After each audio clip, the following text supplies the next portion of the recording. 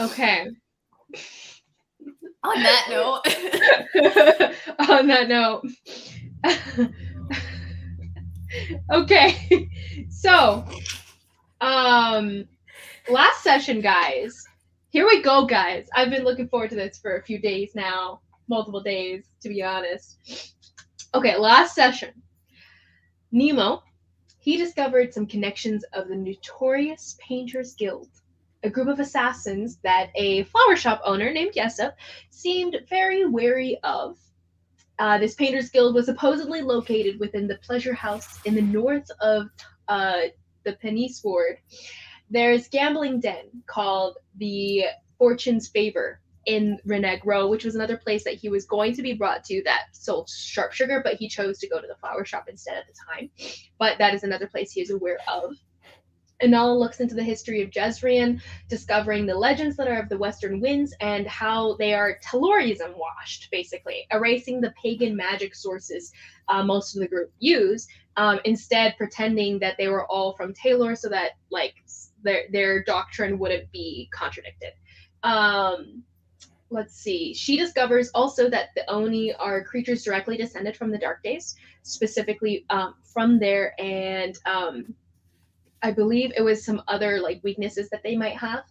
And let's see. Kanari Nemo sold some teeth, made a pretty penny, and a magic item for Kanari. Karhale spoke with Merrick Lacal, and Merrick offered an out from the ministry, an idea at least, for an out from the ministry's impending doom. To make a deal or something with Achelon, the ambassador between Kel and Tal, the ambassador that is actually here in the city, in the capital city, and whose son is actually missing presently. And if you guys can make it, basically saying that if you guys can get him to back you, then the ministry can't help but back off of you guys because you guys are basically covered by diplomatic immunity of a sort. Let's see, as well as encouraging Karhale encouraging Karhale with like stuff that was like driving Karhale nuts and everything, while the conversation did go further south than Karhale had expected. Now, we return to Nemo going to sleep on the night of the 5th of Yodel.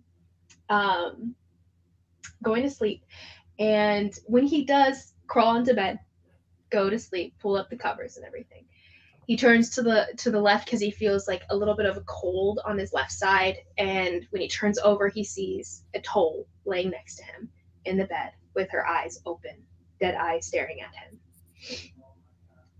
So Nemo, you turn over and you see Atoll in front of you, and it's jarring. It makes you kind of startle a little bit. And she leans forward, and her cold lips do kind of brush against your ear as she speaks to you, and it's almost as though she's not the only one speaking, but it's like there's multiple Atolls speaking at the same time. And all of them say, Nemo, when you needed help, I saved you. But when I needed help, you were sleeping. And as they all say this, you feel arms coming up, grabbing at your wrists, grabbing at your legs, grabbing at your neck, and pulling you down into the bed. And you sink further down until you're not actually lying on a bed anymore. You're lying on the floor, the ground, the stone floor of this cave in the middle of a high storm from the desert, far, way back when Atoll pulled you out of the storm and woke you up, and you were still alive, and she was thankful that you were and that she was able to save you. And this was during the time where she still didn't quite like the idea of Shaitan and thought you guys should die because of what she believed. But this night being the turning point from when she changed that mind and changed that mindset and decided that you were as normal of a person and worth saving as anyone else. And she's holding you down and looking at you with accusatory eyes. And then you wake up. in the morning. What exactly did she say? I couldn't hear very well with... So she said, Nemo, when you needed help, I saved you. But when I needed help, you were sleeping. Oof. This is the What about worst. guilt? Okay. So for the next week or so, Karhale and okay, actually before that, Karhale, for this evening, you were gonna go find some fights. You needed a little bit of help before you to find a place of fighting for the evening. And you said you would have asked Merrick before you guys disengaged, right? Mm-hmm.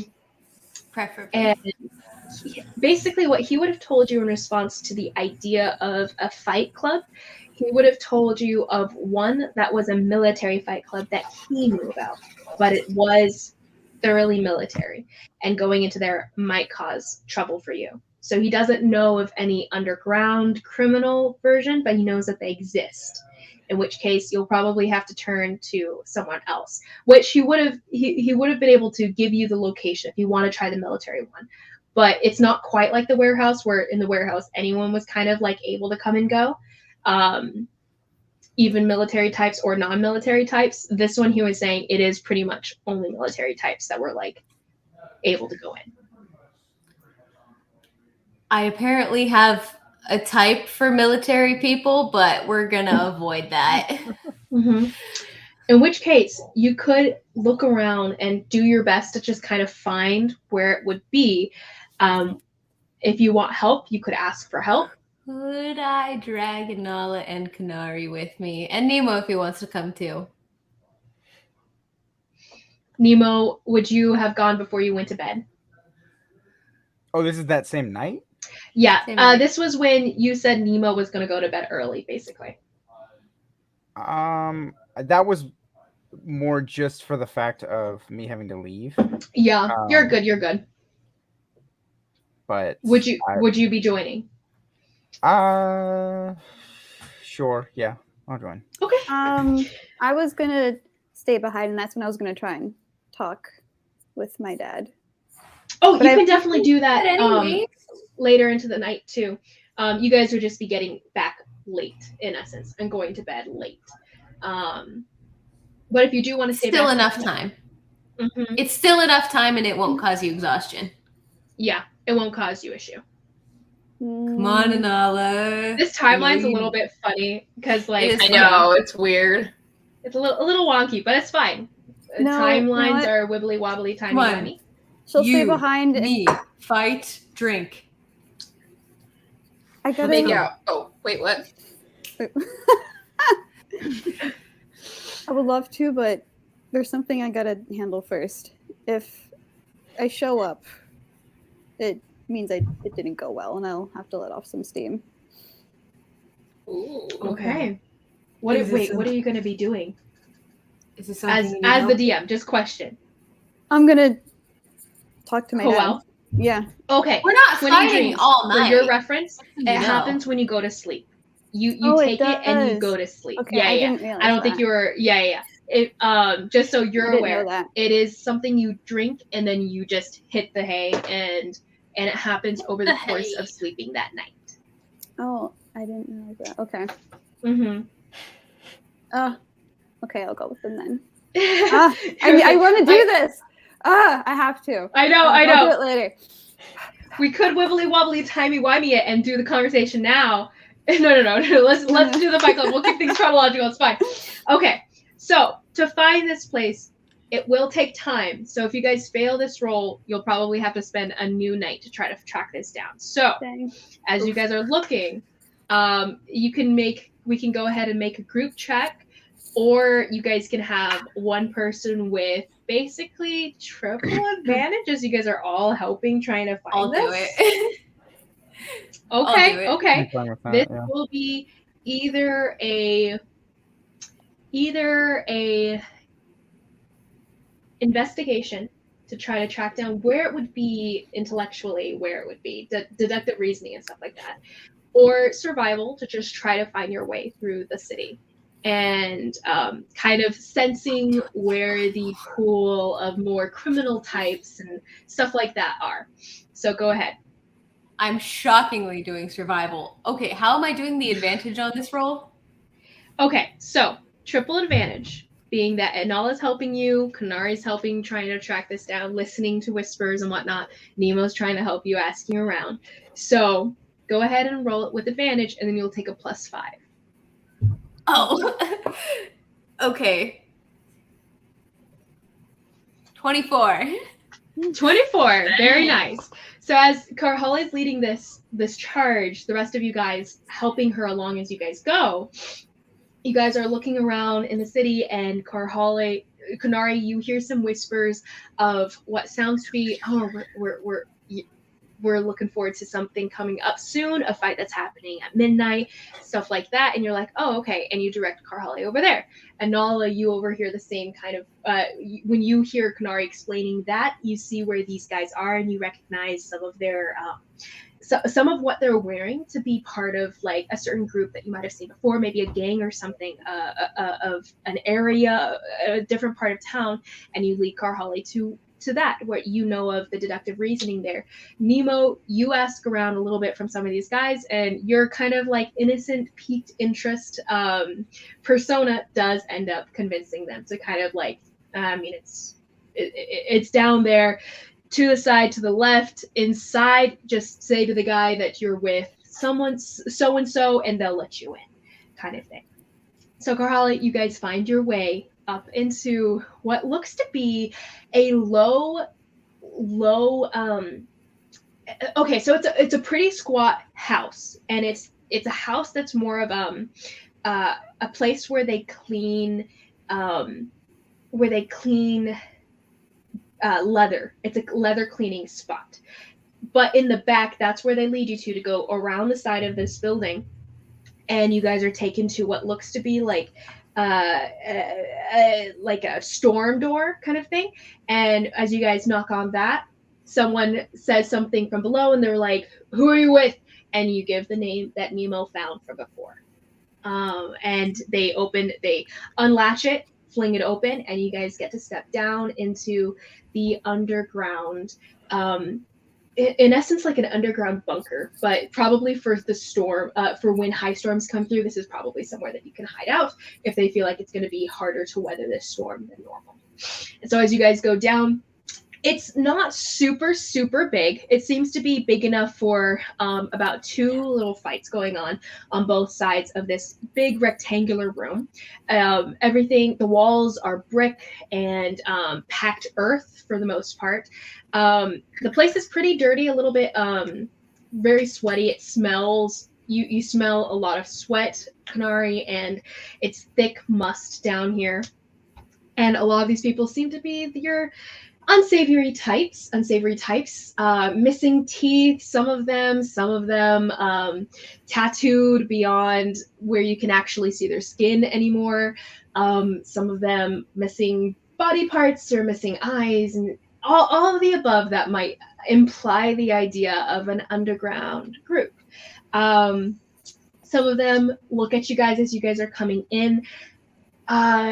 Give me a actually question. How are you guys trying to portray yourselves as you come in here? Are you guys trying to act like, hey, we've been here before, we're part of the crowd, you don't have to look at us? Or are you trying to appear more, we're tough enough not to be messed with, so kind of like puffing up type of deal? How are you guys trying to appear to this crowd of I put on my best RBF. Best RBF? Okay, Nemo? I will probably just be like stone faced, like not really either. Just kind of like following them, essentially. Not really doing anything crazy, but not also timid, I guess. Okay. Inala? I guess kind of just wanting people to think she's been there before. She's comfortable here. She knows what she's doing. Okay. And Kanari? Oh, I mean, she's just stepping in, just kind of, her freaking tall, and just got her staff, and she just kind of So, like, just kind of like, Okay. You guys see that in the packed crowds that are down here, there seems to be one side where there's a cage going on, and then one side where there's a dug in, a dig out, is that the phrase? But basically a hole in the ground where there's a fight going on, and the other one is a cage. The hole in the ground right now, they seem to have weapons, and you guys start hearing clanging and the sound of metal biting metal in that from that side. And then on the left, you guys have that cage, and that seems to be just wailing fists and no weapons. As you guys come forward into the crowd, actually, everyone give me charisma checks that might back up what you guys are trying to portray. So deception check if you're trying to act tougher than you are, and or performance checks if you're just trying to kind of put on airs, right? Or what about intimidation? Persuasion and just trying to get people to leave you alone. Would intimidation work? Intimidation totally counts. Totally works. it's all -1 for me, so it doesn't really matter. Dirty 20. Ooh, okay. 15, Yeah. okay. This is a group check, by the way. Natural 20s plus Wow. 7 is 27. Oh my god. Oh my gosh. 7? So wait, Nemo, what were you trying to portray again? Just deception. I was just not really anything, but I'm just not portraying Hey, who I we're am. not concerning to you guys. You guys don't have to worry about us, kind of vibe. Essentially, more me. I wasn't trying to Casual. necessarily affect the Sinking group, but into just the- me being sinking into the super background almost? inconspicuous. Yes. Okay. Very few people even acknowledge your Inconspicuous. existence. That's a new look for because- you, Nemo. Yeah, you're sinking into the background for everyone, Nemo. No one almost even you don't fall into anyone's radar. Anala, what was yours? 16. 16. Okay, good. Kanari and Anala also solid rolls.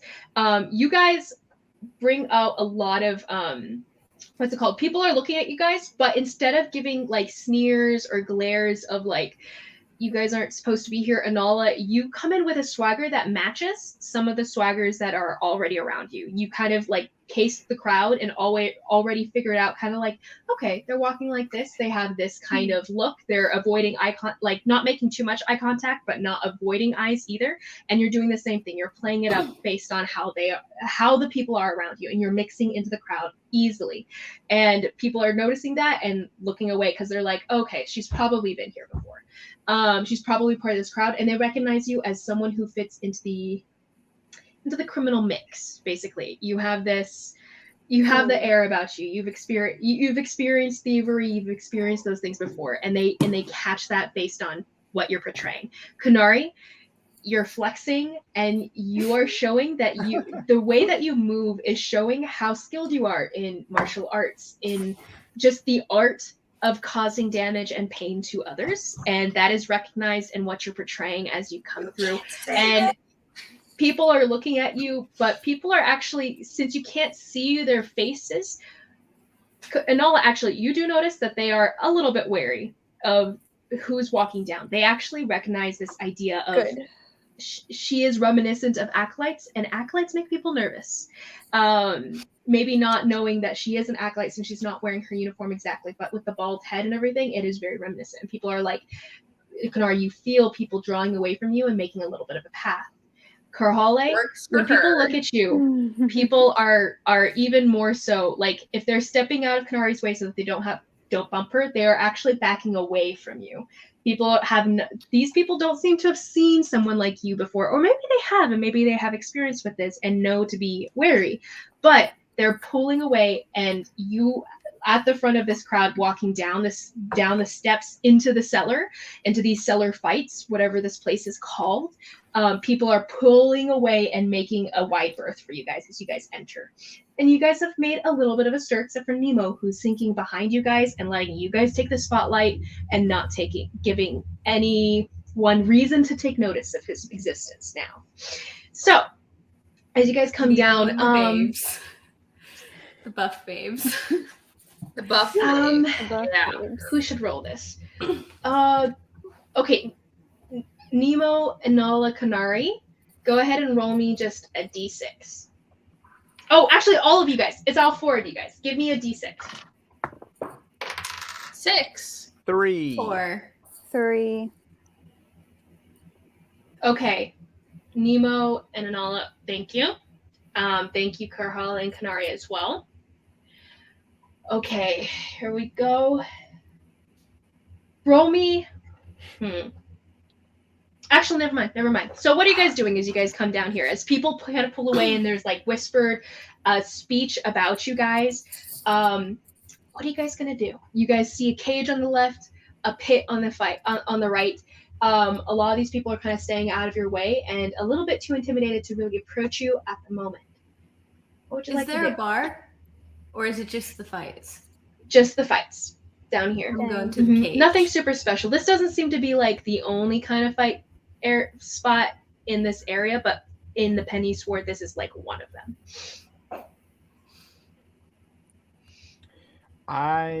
If there's no bar, then I'm just gonna.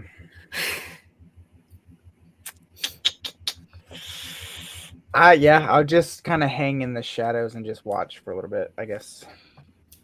Okay. I take a hit off my flask, hand it to Nemo, and go to the cages. Okay. Let's see. Cage. Okay. Nemo, roll me a perception check. Oh boy. As you fade into the shadows and you're just kind of keeping an eye on things as you do so. I also gave Nemo my shirt. Karhale, you're going to which side? The cage. Cage. And Kanari, were you going as well? No, I'm gonna go to she wants to try her new toy. So we're gonna go to the pits. Okay. And Nemo, what were you saying? 23. That's really good. I'm gonna text you. So Wait, why didn't you give me your shirt, Karhale? Because she's got abs and she's got guns for days, and she pulls it off. I didn't realize you took it little off. Boy that follows all these big buff women around. Here, little servant that I. No, I took a hit off my flask, took my shirt, gave them both to Nemo. So hey, you can have some of whatever I've got in my flask. I love it. Nice. Okay, so Karhale, you walk over and you see. Before this, I need to text Nathan. Not a word to you, by the way. Not the a one single that word. that Kanari's going to. That's the one where people are using they're fighting with their weapons, right? Because yes, Kanari's going to the one where they're fighting with weapons. I would have gone to that one too then. Ooh, okay. So you guys drift over to the pit. Karhale drifts over to the cage, and Nemo, you.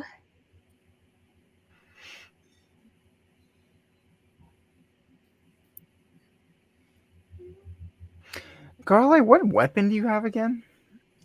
She doesn't have anything right now. Okay. She normally carries a stone warhammer. That's what I thought, but yeah. That's currently getting silvered. So yeah. Okay. Plus, she kind of just wants a fist fight, anyways. Good for the soul. She's got a big throwing knife, kind of like a machete type deal. Love it. Get it, girl. But she's not using it. Sad. Let me use it. Anyway, so do you want? You could just ask. She will let you. What happened? I want to use her knife. Go ahead. It's called a mambele. Go ahead. She'll let you use it. Okay. It's just a giant throwing knife. So as Karhale's pulling away to go to the left side of the pit, Anala, do you catch her? To the left side at the cage, I mean. Do you catch her before going to the pit? I do. Wait, how do you say it again? Mambele. Mambele? Yeah. Mambele. What a tongue twister. Karhale, that knife you got there, can I borrow it? It is. I'll give it back. Crafted real nice. She in one piece. Not a word. Grabs the blade, hands it to you by the hilt. Nice. Offers you the hilt and nice. Keeps walking. She ain't come to mess around. Carhale. So you come up to the cages, and first thing that strikes you is the loud roaring crowd as you're coming up, and it's hard to see kind of what's going on in the cage until you kind of push your way through the crowd and you realize that there's a giant dude just wailing on a smaller person there. And it occurs to you immediately that this person's a Goliath. The person in the cage right now wailing on someone smaller than way smaller is definitely Goliath. In race, You just made in my day. act, like this person fights like a Goliath in the way that they are using their weight, their bigger strength, their height, and everything being bigger against the smaller opponent. And it's working because this person is a bloody pulp beneath them. And the crowd is shouting for blood at the moment. And you hear someone start banging on the cage itself and is like, that's enough. That's enough. Take him out. He's out. He's already done. And that person trying to shout, make themselves heard over the crowd. Someone else is like, you know what he was getting into when he got in there. And someone else is like, but I don't know if we really want to see someone die in here today. Someone else is like, hey, no, this is the greatest thing I've seen ever. This is the best fight. He hasn't done this for so long. And everyone, like all of the words just coming in at the same time. And it's a cacophony. But then finally you hear someone banging what sounds to be just two metal pieces, and then you look over and it seems to be some sort of like pot, a smaller kind of pot that's resounding really well, and it's going over the heads of the crowd, and everyone kind of quiets down a little bit. Not that much, it just quiets enough to where he's able to be heard, and he's like, okay, take him out, open the gate, drag him out of there. If he has friends, you might want to take him to a healer. I don't think he's gonna survive on his own. And he's kind of smirking as he does. And someone opens the gate, and you hear squealing as the not screws, but the hinges. The hinges. Thank you. The metal hinges squeaking open. They haven't been oiled for a long time, but the gate itself seems to be made out of wood. Seems to be. First glance, and then someone, one smaller person, probably some sort of halfling or something else, maybe a dwarven guy, scuttles in, pulls out this body of what looks to be maybe half elven. It's hard to tell because the blood that's just streaming down his face is covering most of his face as he's dragged out. His nose is caved in, definitely broken. His jaw might be dislocated. It's hard to say. And just you medically breaking things down, you're like, oh, that's gonna take a while to heal from, to come back from. And they drag him out and leave him on the ground. And you see a couple people pull away from the crowd and grab him and drag him over to the stairs, seemingly to go up and out of the cellar. And so now you see the Goliath man crouching down and pulling himself up out of the small cage that's not quite big enough, maybe about 10 feet by 7 or so, the cage itself. Ooh, but he pulls himself out and he stands up and he towers over you. He's probably the same height as Trig. You don't recognize this man. You don't recognize him, but you can tell he's Goliath based on just all the characteristics of your people. But the main thing that strikes you in that moment, beyond his height and how much he towers over you, is that he has this facial tattoo over his face, covering the majority of it. It seems to be some sort of symbol. It's hard to tell what that means. And it occurs to you that no self-respecting Goliath would tattoo over their own face, especially with their own birthmarks and everything that marks them as who they are and who they are to be. They would never cover that up with a tattoo, of all things, especially in such an important place. And he's sneering down on the crowd, and immediately, just because of the air of strength that you are giving out, his eyes fall on you, and he cocks his head to the side, and there's a gleam of recognition, and it's just that note of recognizing someone who is the same as you. And you wink at him. There's no visual reaction beyond just an interested look, and he doesn't look away. He just keeps on looking at you as he steps out, and he's just standing there as people kind of crowd around him, and you see people like patting him down, wiping the blood off of his fists, his knuckles, which are bare but covered in blood. And he doesn't seem to have any scratches on him. There seems to be a couple scars around, but no like injuries from this fight kind of thing. And as people are kind of wiping him down, patting him on the back, saying "good job," and you see some coins being dropped into his hand, and he puts those down into a small sack that's at his side, and which is given to him by what seems to be another younger Goliath coming up next to him. And you see, it's a little group. There's about maybe four, just a group of 4 Goliath that are just here, and all of them have this tattoo on their face. One seems to be female, the rest are male, and the female one brought a small sack of what seemed to be his little coin bag, which he poured the coins that he just got into that bag. And they all start collecting around him, and he seems to like nod in your direction, and they all kind of turn to look at you with like questioning, confused, interested glances. And then you hear some banging on that the pan again, and the man goes, "Okay, next fight, bring it in." And then you see the smaller Goliath male, him stepping into the ring, and someone else coming over to it. It seems to be like a short dwarven man with strong muscles, and he's a lot shorter than this Goliath dude, like probably half his size. But they're getting into the ring together, and you're like, I wonder how this is gonna go. And the fight begins. But that's what you're seeing. On the far side, Kanari and Nola, you guys come up to the pit, and what you guys see right off is 2 skinny, what look to be humans. It's hard to tell. One of them has their hair pulled back over her ears, and she's got this bright green hairband that's not hairband, it's like a silk scarf that's covering most of her hair, and the scarf itself going over her hair and her ears. So it's hard to tell maybe what race she is. She seems human, but she could be like, she's got the angular features of like an elven make. And she seems to be locked in a small dagger battle with another what looks to be a mousy nosed human with dark reddish hair.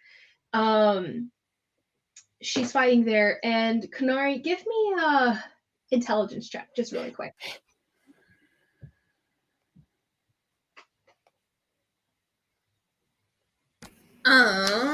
Intelligence. Straight 13.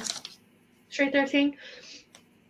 Nothing really strikes you beyond the initial, like you can sense that it's 2 women fighting in the ring presently, and one of them, they seem to be kind of locked in strength at the moment. Both of them are fighting with daggers, and you hear a lot of cat calling, a lot of like cat fight, like reminiscent reactions to the men about, and then even some women shouting trash at the one with the silk scarf at the moment. But this fight is presently going on.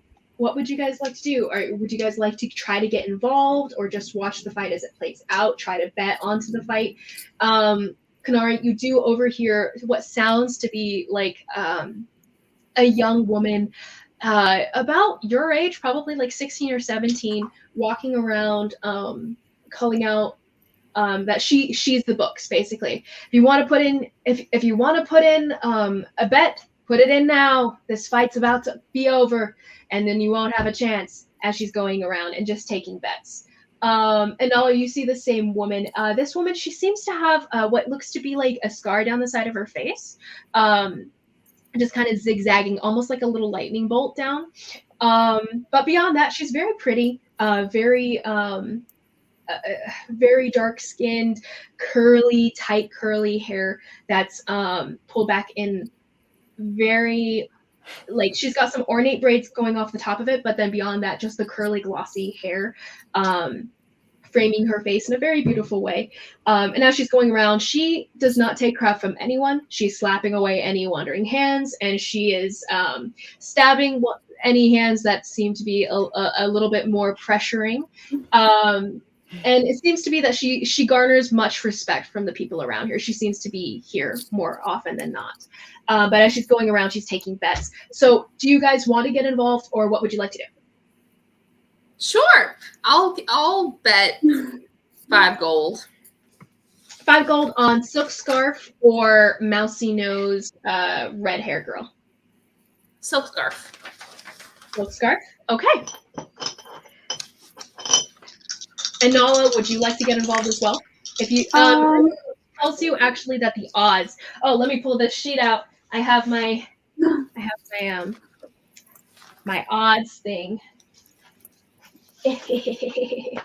Okay, so she tells you that the odds are 8-3 for the Silk Scarf girl, basically.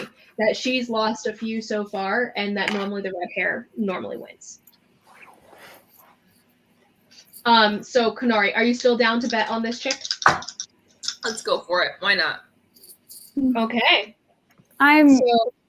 She's not into betting, so she's just gonna watch for now. Got it. So then you see, okay, so Silk Scarf, basically, she takes her dagger and she sweeps up to slice across the front of red hair girl's face, and you hear the redhead cry out in pain, and then you also hear a growling coming from her side as she comes back even tougher with she swings around, sweeps the girl from her feet, and then she brings the dagger down into the girl's shoulder, into the Silk Scarf shoulder, and Silk Scarf cries out and ends up pulling herself away and pulling herself over to the edge. And as she does so, she pulls out what looks to be like a small vial of something glowing. And she's making to drink it, but then the redhead girl, she pulls out her she pulls up the dagger that she just stabbed her with, that's covered in blood presently. She flings it across the way. It breaks the little vial that the Silk Scarf girl was about to down, and then it stabs right into the side of her neck. Not quite all the way into her neck, but right into the side of her neck. And then someone calls the fight, and you hear what sounds to be a very old man calling out that, okay, we know Maeve's got it in the bag, like she always does. Cough up your coins, boys! Cough up your coins! And then you see the young girl kind of going around taking coins from different people. And handing out coins to other people. So, Kanari, you lose the 5 gold that you bet. But That's okay. Yeah, and you see the person called Maeve being patted on the back by different people. Okay. So, who's wanting to get, or what are you guys doing, basically? Nemo, are you doing anything as you're kind of just observing from the background? I'm just still same, kind of watching. Mm-hmm. Anala, would you like to get involved in the betting or try to get yourself into the fights? Oh, into the fights. Well, yeah, I want to get into the fights too at some point, but I was at just some while point, that yeah. went on, yeah. Mm-hmm. Okay, so the same girl who's taking bets, she also seems to be running the lists for the fights. So as she's coming around and you guys see her taking coins and whatnot, she starts to ask for new fighting, basically the next group of people who want to get into the fights. So Maeve seems to be going on into the next round, this woman who just won this fight. And she's trying to get someone else to fight Maeve, but it seems like people are kind of holding back. Even some of the men are a little bit wary about this. So you guys are getting involved in this fight. Little dagger on dagger action here. Does Anala want to? Or does Kanari, or is it up to Kanari? Oof. I don't know. You don't know? I don't care. I break eye contact with Tall, Dark, and Broody to hit up the Books girl and get in on a fight. Okay. Books girl ends up putting you in. So there's a couple fights that are already planned so far. But only about a couple. It'll be maybe a 10-minute wait, she tells you. But she kind of smirks as she says it, as she looks over, because she kind of like her eyes lingering on the Goliath little group and everything, and she's like, it might be shorter than that, to be honest. I'll put you in. On it. There's still 2 slots with the tough boys over there. Are you sure you want to fight one of them? And she kind of looks you up and down, and it doesn't seem, she's just kind of asking. It's not quite looking down on you. It's just asking. Are you looking at me? Which one do you want to fight? The guy that just got out, he's going again, and then you have the girl, she's going after him. The guy. Okay. And she puts that down. She kind of gives you a look of like, I don't know how this is gonna go, and she's kind of interested. Like, I'm probably gonna ditch my duties to come and watch this one for a few minutes. But she pulls away from you, and she goes back over to the other fight. And Nala or Kanari, sorry, did you guys decide who wanted to go with Maeve? I'll do it if Kanala doesn't want to. Nala has the blade, but I do have the I blade. will. Fine. I'm gonna take the band-aid off. Okay. Alright. It. Yeah. So she puts in your guys' names. Are you guys still going with fake names, by the way? Yeah. Yeah. What did I say her name was? Brianna? Brianna, yeah. I mean, you can use the same name, or you guys can give your guys' give yourselves a moniker. The dark curly-haired girl. She's the book's girl. Brianna. She's Kanari. taking whatever Brianna. you guys say. She doesn't care. I Brianna? can't see you. No, I'm just kidding. She was Brianna. She was Brianna last time. And you guys can give me a cool name if you want to give me a cool name. Maeve is just what she's known by. That's not her actual name. Oof. I don't think I need a second to think of a cool name because I'm not good at these. You're totally Which is fine. fair. No, Nari would not be good at them. Anala, do you want Rihanna or do you want something else? Brianna? Well, Brianna was Kanari's fake name that she used last time. Yes. I thought you said what did Rihanna, but I guess I misheard. Brianna? What was mine? That was apparently what Like you used Rihanna, last like time. singer? That's what's in my notes. It could be wrong. What did I use? It could be. I'll just use Lillian. That's what I used last time. Okay then. And she writes it down, and she'll keep on going around. Nemo, you see these fights kind of getting set up, and you see Anala starting to climb down into the little pit alongside Maeve, who's presently got a split lip and is kind of just cracking knuckles, cracking her neck and everything, pulling her hair back up into a tighter ponytail and everything, and pulling it around, tucking it into itself so it's not flinging around. And she pulls up the 2 daggers she's got, and she levels a glare on her new opponent. And she's like, throwing another 10 gold on me. And as she kind of steps into the main ring here. So Anala, as you hear the older man going, okay, we have Maeve back again, and she's fighting a new one named Lillian. And there's calls and cheers for when Maeve's name is listed. When yours is, there's just silence because no one knows who you are. And they're like, That's okay, fine. okay. And you hear the book My scroll belly going stats are around. same as the dagger. Cool, thank you. Book scroll going around saying 10-1, Maeve It's wins. just fun that it's different. It's just fun. Just for flavor. You're What'd muted. you say, Kanari? Kanari. I'll bet 5 more gold on Anala.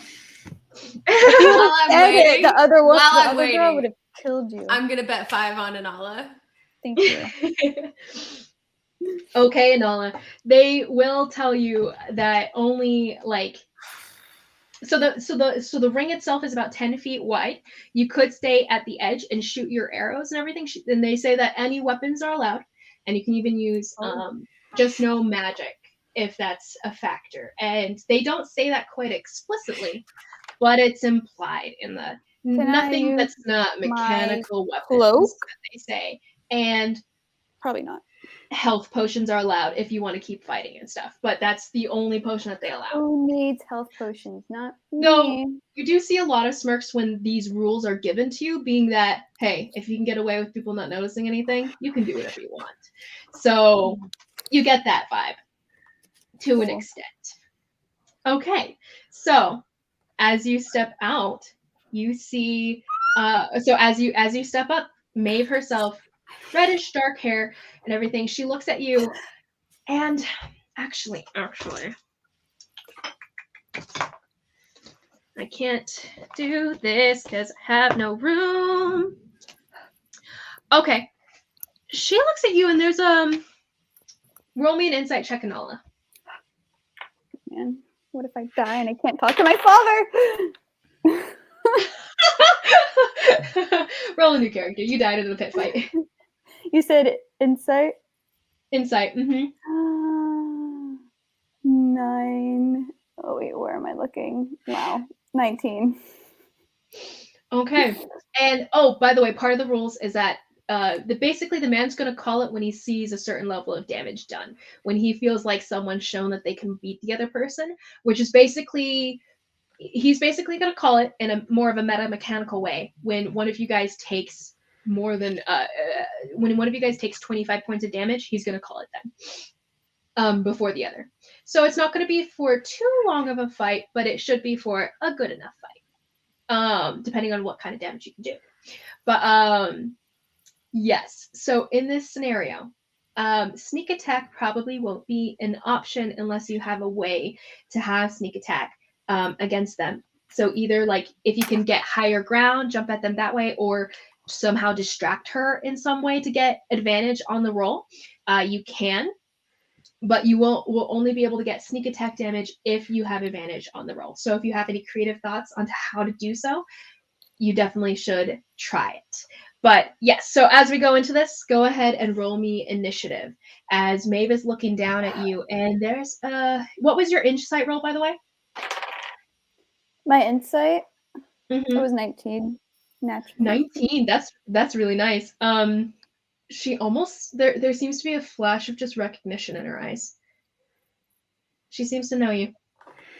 Oh, And then she settles okay. down into a broader, instead of smirking, because she had been smirking because she was pretty confident in her skills against you, she now widens that smirk into a smile. And she is excited about this as you guys go into it. So go ahead and roll initiative as she makes to move and she jumps at you. I got a 9. A 9? Okay, so she jumps at you and she brings that dagger immediately down across your front. And you were like kind of just trying to get engaged into this fight, getting into the mode and everything. And she jumps at you faster than you expected her to. So as it slashes across your slashes at you and you try to move out of the way, that's going to be that's going to be 21 to hit. Does a 21 hit? Yes.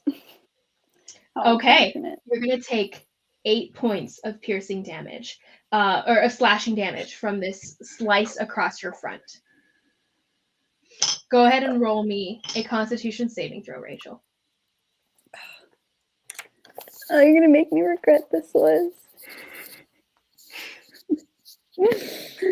Dang it. What did you need me to roll again? Constitution saving throw.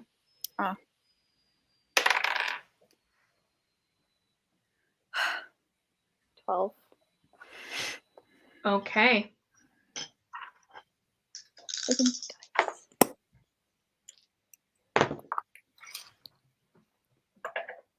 Okay, you take an additional 10 points of damage as this you see the slash go across your body and you start seeing you feel a burning pain explode in that slash and you see what looks to be like a greenish something greenish burning at the edges of the slice across your chest. And you realize she's using the other dagger at that moment. She had one dagger that she had been fighting with initially, and she switched hands to have this one in her hands. In her dominant hand, at least. So that's her first. Oh, no, wait. She can make 2. So she goes across with the other hand and does a 15 hit. Yeah, just barely. Just barely? Okay, so you move out of the way to try to dodge this one because they came in fast. So the first one coming down your front, the second one comes up across you, trying to slice at the underside of your jaw, and you move out of the way, but it just nicks you on the side. So that's going to be only half damage for you. That's going to be... Oh, My AC. that's going to be only sucks. 3 points. Only 3 points of slashing damage as you pull your neck out of the way and it just slices the side of your chin.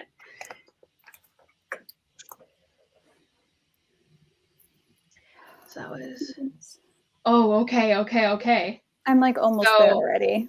You're almost there already. This is Yeah. going fast. Did you say what the cap was? 20 something? 25-ish in a 25 in more of a meta thing. And Already so at 21. everyone is like up on their feet, like, what is happening here? So go ahead, your turn. Go. What are you gonna do? I'm literally at 21 already. I hate this. I'm gonna use the blade that why am I forgetting your name? That Carhale gave me, and Okay. I'm gonna try and because she's standing over me at this point, right? Mm-hmm. She's up in your space. She's up in your space. So you guys are kind of at your end of the little pit, and the wall itself that the dirt makes goes up for a few feet. It's about 6 feet deep that this wall makes. Is that this pit makes and everything. Everyone is looking down upon you. Some people are crouching above you and looking down. So you could, in theory, climb up on the edge of it and everything to try to get some higher ground as you leap down at her. It's up to you. Especially with your climbing ability, you can climb things easy. And that, in theory, would give you sneak attack damage. Can I? Okay.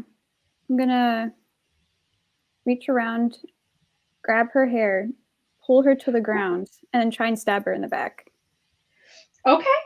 So as you reach up to grab her hair, go ahead and give me a acrobatics. Oh, sorry, an athletics check. Give me an athletics check to see how well this works. As you're kind of grappling her, and we'll say that you can just grapple her in this scenario, to try to add. And if you succeed in this, we'll give you advantage on a sneak attack. A D12. Don't want that. Not great. 26. Oh, that's really good. So she tries to yank her hair out of the way, and she tries to do this like twist move to get your hand off of her ponytail and everything. And it feels very feminine in this moment. But as you do so, you like you latch into her hair, and you like have flashbacks of like old moments of fighting with other females when you were in training and stuff with your dad, and he was teaching you stuff, and how you would fight against a girl basically and use her hair to your advantage. Cool. A lot of girls cut their hair for this purpose, and you keep your hold on it as she tries to slip away, and she growls at you as you yank her down and try to stab her in the back. Go ahead and roll a hit, and you can roll with advantage. By the way, the damage is a D6 plus your dex. Just so you know, my bad. It's not a D4. It's a D6. Plus my dex? Yeah. Your dex is just, the dex modifier. Because I'm assuming you're not proficient with it. Because it's a weapon you've never used before. No. You said I have advantage? You do have advantage. As you're yanking down on her hair, and she's distracted trying to pull away from that. First one was a 2. 21. 21 definitely hits. As you stab into the back of her left shoulder, and she cries out in pain. She's still got the leathers on, like you do, but you still get some portion of her shoulder. It hurts, you can tell. As you went for like one of those critical spots, one of those pressure points that makes her cry out in pain. Go ahead and roll that damage. And you get sneak attack, so that's your extra 3d6, I believe. 3d6. Oh. So I roll it 3 times then, right? Yes. Okay. 12. 12 points of damage. And did you already roll your Mambele regular damage? Which is a d6 plus your dex. Oh, so on top of that? One more d6, and then plus 3. Or your dex, whatever your dex modifier is. 16. 16 points of damage. Nice. Okay, so she cries out in pain and tries and pulls away to roll away. She's going to try to switch the hold on you. So she pulls away to start rolling away, but then she actually decides better, and she's going to try to yank at your hair instead. It's all out cat fight now. So go ahead and roll me a contested either acrobatics or athletics in contest to this, because she's going to try to do the same thing against you as she pulls up to stab you with her right arm again with her dominant hand. Acrobatics, because it's a +9, and my athletics is 0. Oh, yeah, that's real nice. 29! Natural 20! 29? And she rolled real well, too. So she goes up to try to yank at your hair, but you were expecting it because you just did it to her. So as she goes up and you bat her hand away with like the side of your dagger, and it's like just nicks her a little bit, and she like hisses at you like female hiss. She goes in to stab you anyway, but she will not have advantage on this roll, and therefore no sneak attack. So let's see how that goes for her. It didn't go too well as you pull away, and her dagger goes in for your rib cage, but you end up doing like an old move that your dad had taught you, almost like an old move that he learned from some of the Goliaths. Some of their martial arts is part of his style himself. And so you do this little cup push motion to move the dagger out of the way of your chest, and she doesn't hit you. So that's her first strike, and she goes in with the other dagger. And this one is a 21 to hit. Does a 21 hit? Yeah. So you block the first one, which was the dominant hand one, and the more dangerous one. This one comes in next to you and does stab you in the side of your rib cage. But let's see what this damage is. No sneak attack and no... Okay, so that's... Okay. 7 points of damage as she stabs into your side. And she's breathing hard and surprised about how well you've dodged her and fought her so far. So you start to bleed out of both, like you're bleeding a lot more, and the older man at the top of the fight ends up calling out and is like, okay, that's enough. Pull her out, she's done. And Maeve herself is there breathing hard, and she knows that if she had missed this time, you probably would have won next, like in your return right there. And she's gonna at you with a little bit more like, I was wariness. just getting started. What do you mean it's over? He's like, get back into the books then. And you see the girl kind of coming around, collecting some money, and Kanari, you lose your 5 gold. But yeah, just starting out. And me, I also lost 5 gold. Okay. That's okay. Good job, Anala. That's still good job, Anala. Hey, you're never getting this back. She's a tough chick. Tough chickie. Okay, so next to the lineup here. So Kanari or Karhale, who wants to go first as you guys' fights are coming up? Go for it. I don't care. Okay, Karhale. So after so you're muted. able to watch. Okay. I mean, I can go if you want. I don't really care. I'll go. Anala's fight went on, and you were able to watch and everything. And although there was just a level of about the gold, you were still like, oh, she was good. Like that, she literally was just starting out. It was literally just the fact that she hadn't been ready for that first hit. And next fight she does, she's probably gonna take it. And you're kind of like, I've never actually watched her fights and sat down and watched her fight, but you're like, that was real skilled. And something odd about it too, you were like, it was reminiscent of like a fighting style that you're very comfortable with. But so turning back to your fight, as your name is called up. Not elaborating on that. The name I gave them was Ravage, by the way. Ooh. Ravage for what was it? That's the name I gave her them. name. Oh, got you. I love it. Okay, so as you guys are called in, Corelli, what name did you give for the books lady? I just told you.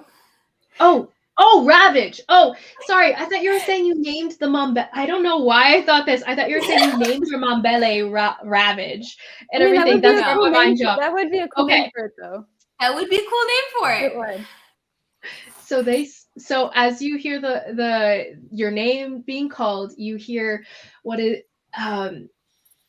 you hear it's a younger guy, rough, gravelly voice, kind of a smoker, and he's like, okay, so next cage fight we have, and he points at the tall, gigantic Goliath dude. Warpath back in, and then he turns to you, leveling his finger at you, and he goes, and ravage. And people are kind of like, huh, okay. People are getting a little bit ramped up for this fight, and as you step over, he's a lot bigger than you. You are about 7 feet-ish, give or take, and he's coming on 8.5 feet or so. He's pretty big. This cage itself is just barely tall enough to contain him and you, to be honest. It's not big enough for the two of you here, and we'll see who ends up staying standing from here on. So as you step in, the fight's gonna begin. But first off, actually, yeah, okay, yeah, fight's gonna begin. But first off, as you guys are stepping in one after another, he's gonna turn to you and ask you. He's gonna turn and ask, where exactly are you from? And he calls you. I wrote this down for this purpose. Where exactly are you from? I be this way. And you I know what that means? To be a Goliath term for outsider, and it's something that you've been called actually many times over your life, by different bitter. Even your uncle has mentioned it in offhand in reference to your mother, but it's kind of a derogatory term. I can't say it. It's hard to say. Abizizwe. Where are you from, Abizizwe? And he's just saying, where are you from, outsider? But he's making. I'm just saying, you wrote it. Heart Goliath. Oh, no. I took it from something else. It's based on a language. Hard to say, okay? But yes, I'm not perfect. None of your business. And I give him a nice smile. He answers with a more he answers with a smile, but it's less of a nice smile and more of a I'm about to eat you alive smile as he steps in and kind of squares up on you. And as they're about to call this, go ahead and roll me initiative. I'll just say, buy me a drink first, then you can find out. And that would be a dirty 20 for initiative. Nice. As you go in for the first hit, you definitely go in for the first hit, lady. What do? I'm raging. As he's lifting his fist, and in the process of getting into that stance, you go forward right when they call the fight. So go ahead and roll the hit, ma'am, as he goes up to block. That'll be reckless and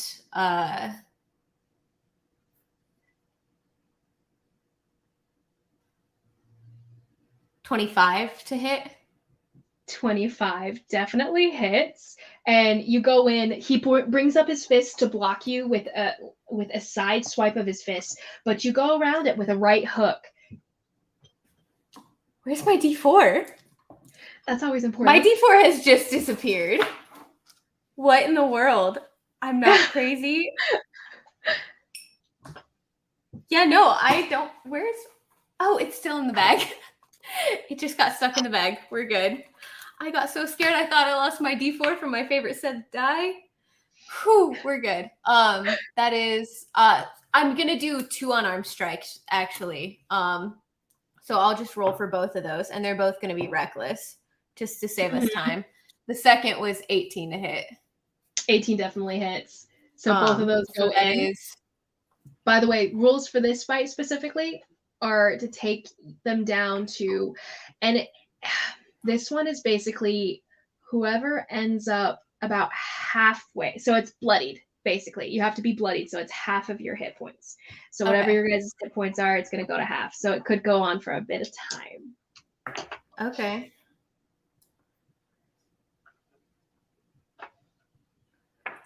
That's 19 total. 19 total. Okay. You for the that's 2. 19 freaking damage. Wait, what?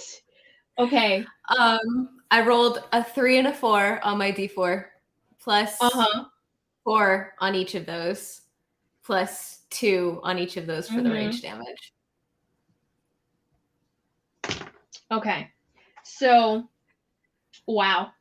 Okay. Hold on, I need a pencil for this. Okay, so he's going to. I have to bring out a calculator. I bring out a calculator so I don't have to do all the math in my head.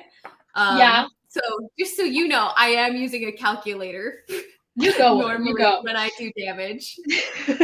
So he takes the hit, and there's barely a flinch from this, to be honest.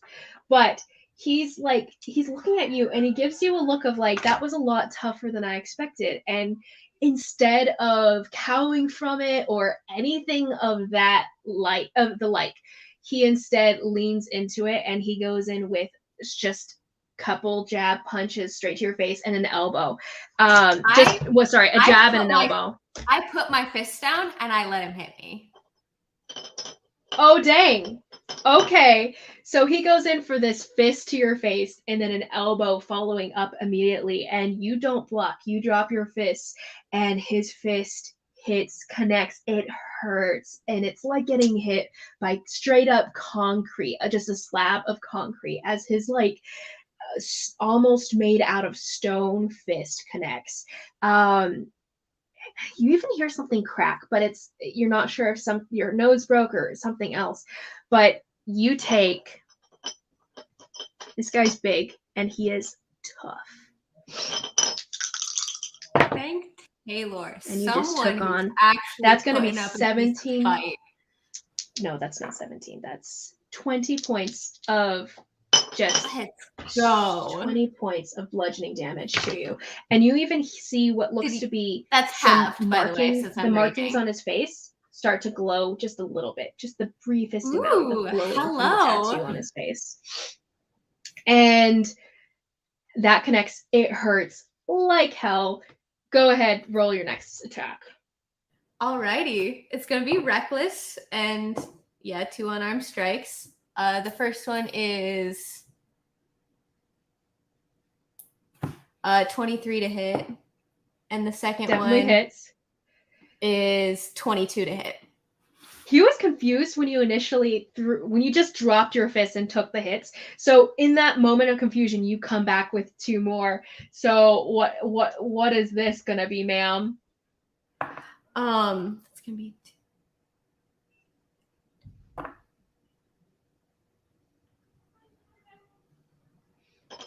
That would be.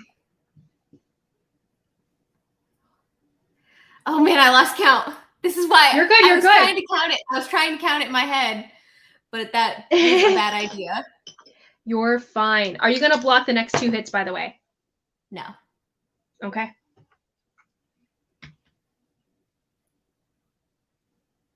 Yeah. Okay, that is right. 20 points of damage for those 2.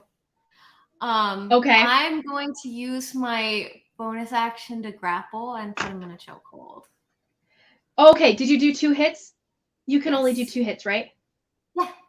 You have a bonus action. My Tavern Brawler feat. That's what it was. Got it. My Tavern Brawler feat, I can use my bonus action when I make an unarmed strike or a strike with an improvised weapon. I can put him in it.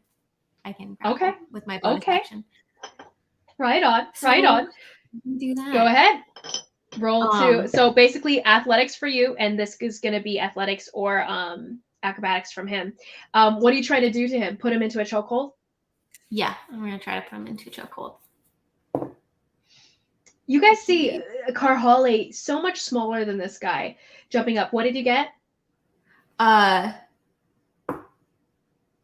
It's not at advantage because I'm raging, is it? No. Not that I know of. I have advantage on strength checks and saving throws, not attacks. Does a grapple count as an attack? Or it does count as an attack. Well, it is technically a check. It's an athletics check, huh? So I guess it's a check. So checks work? Sweet. Okay. It was awesome. It was the same. Okay.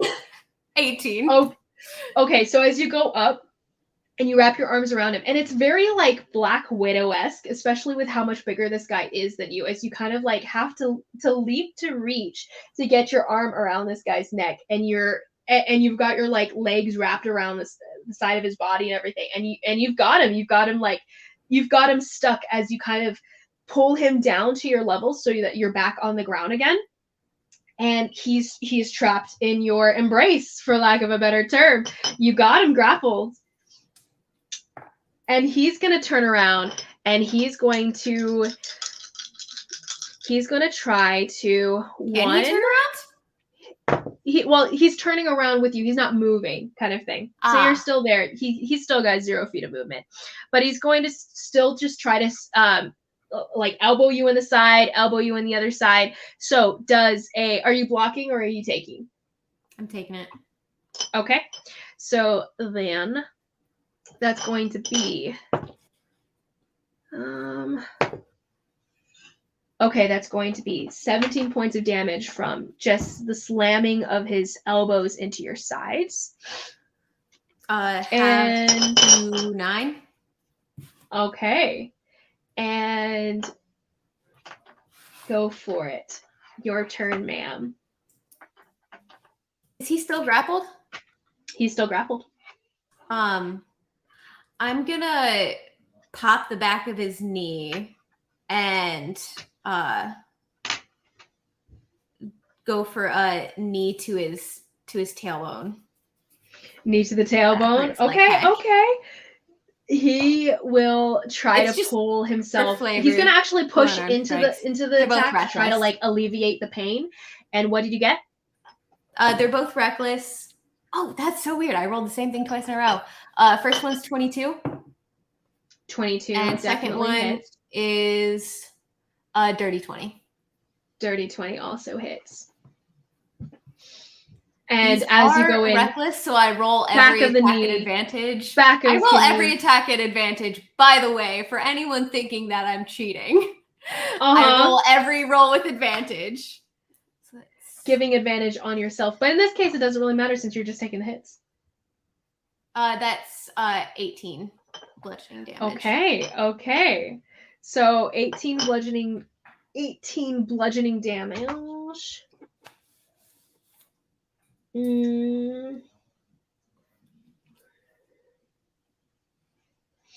Okay. For that, so I tried to pop him in the tailbone with my knee, and for the second attack, I'm just going to squeeze tighter and try to tap him out with the chokehold. Okay. His neck is tougher than most necks that you know, and you realize it's not gonna be enough quite yet, as he's going back again, and he's gonna slam you into the side of the cage, and he's gonna try to dislodge you that way. So he's gonna slam you into the side of it. As he does so, that's going to be. Go ahead and roll. He's going to try to break your grapple.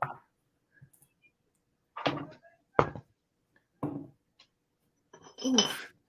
I think he does, because that is a 9. Okay, a 9.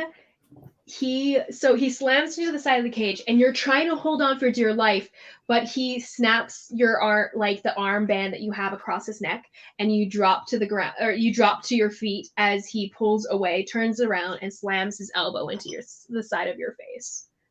Come on, when else are you this close to a woman? And he's gonna roll. That is a 9 points of damage as you say that, and he kind of like only 9? He kind of stutters a little bit. Yeah, it's a little bit lame there.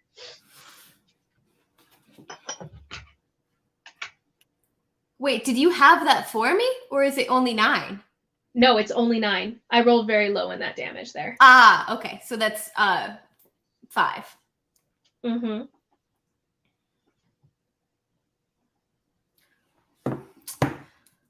No, I expected a lot more out of you, big guy. And I'm gonna make. He's gonna give you a look of just like he was not expecting this out of you, and he's kind of is breathing harder. All right. The first is. My goodness, I can't do math in my head. But you 25. see that he's not really looking rough. He's looking touched at this point, injured a little bit kind of thing. But yes. It's 25 and then 27, which is a natural 20. Oh my gosh. Got you. Okay, in this moment, everything that's been going on with you is just coming to a climax of just fighting and being able to get it out in this moment.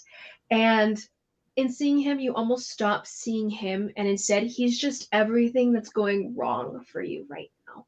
He's literally the person who killed the toll, the people that are hunting you guys, Lusitania, anything, all that crazy stuff going on, Minoke, like everything wrapped into one just frustrating person that you're pouring it all onto in this moment. As you go for another, what are you doing exactly, actually?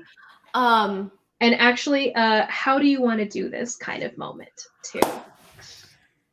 Okay, so the first hit, I'm going straight for the gut punch, and then the second one, I'm going to roundhouse kick as high as I can, wherever that ends up. If that's his face, if I can jump that high and roundhouse kick him in the face, that's the ideal for that second one. But I rolled. Okay, so the damage for the first one is 10 bludgeoning damage, and then the damage for the second one is 20. That's a hefty amount as you go forward and you gut punch. But then, since you can't jump that high in the cage that you're in, you reach up and grab the slats on top of you, and you throw your legs up to slam into his face and his shoulder, and throws him back across the cage, and he slams into the edge of the cage, and the entire thing jars and shakes, and you're like, how is this thing still standing? But in the same sense, once he hits it and he keeps going because of how strong that kick was, he slams straight through it. The slats of wood and everything break outward as he falls out into the crowd that was standing there, like right at the edge of the cage, watching in fascination, like horrified fascination, as he falls onto the crowd, and people like start groaning in pain, and he's laying there just dazed. He's not knocked out, but he's dazed and just sits up after that, and he's looking rough. He's like bleeding, and I think you broke his nose, and it looks like you broke his nose. I go give him a hand up, and he's just looking at you in just muted awe, but Goliath awe, as the people around him are just like, what? No, that's not supposed to happen. What is this? Who is she? And people are just freaking out around the cage, just entirely just insanity going on as people are losing money left and right. Coins are being exchanged. One person who was like, I really didn't think I was going to win that, as they're taking some coins out of from the books lady, and people are angry as you step out and give him a hand up, but he's just kind of looking at you, and he pulls up and he's towering over you again, and he grasps your arm with like a bit of camaraderie there, and there's respect in his eyes. Not a word. I walk away. No words. And he doesn't try to speak with you. He just lets you go, and kind of like a nodding, parting glance as he turns away. And all of his friends are like laughing at him and like, what did this just happen? What was that? As they start coming around him. And the female herself kind of looking around his shoulder, looking at you as you leave. Dang. Okay. Kanari smiling with you and is just like, right on.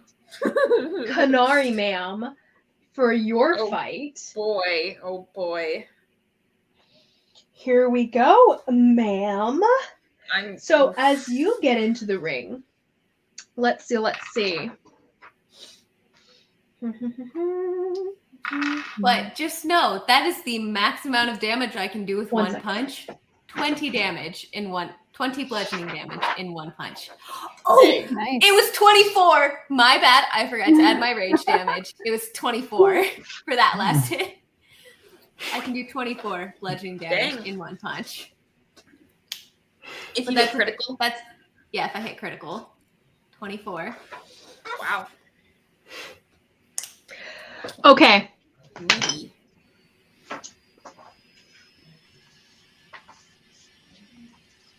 She's dead.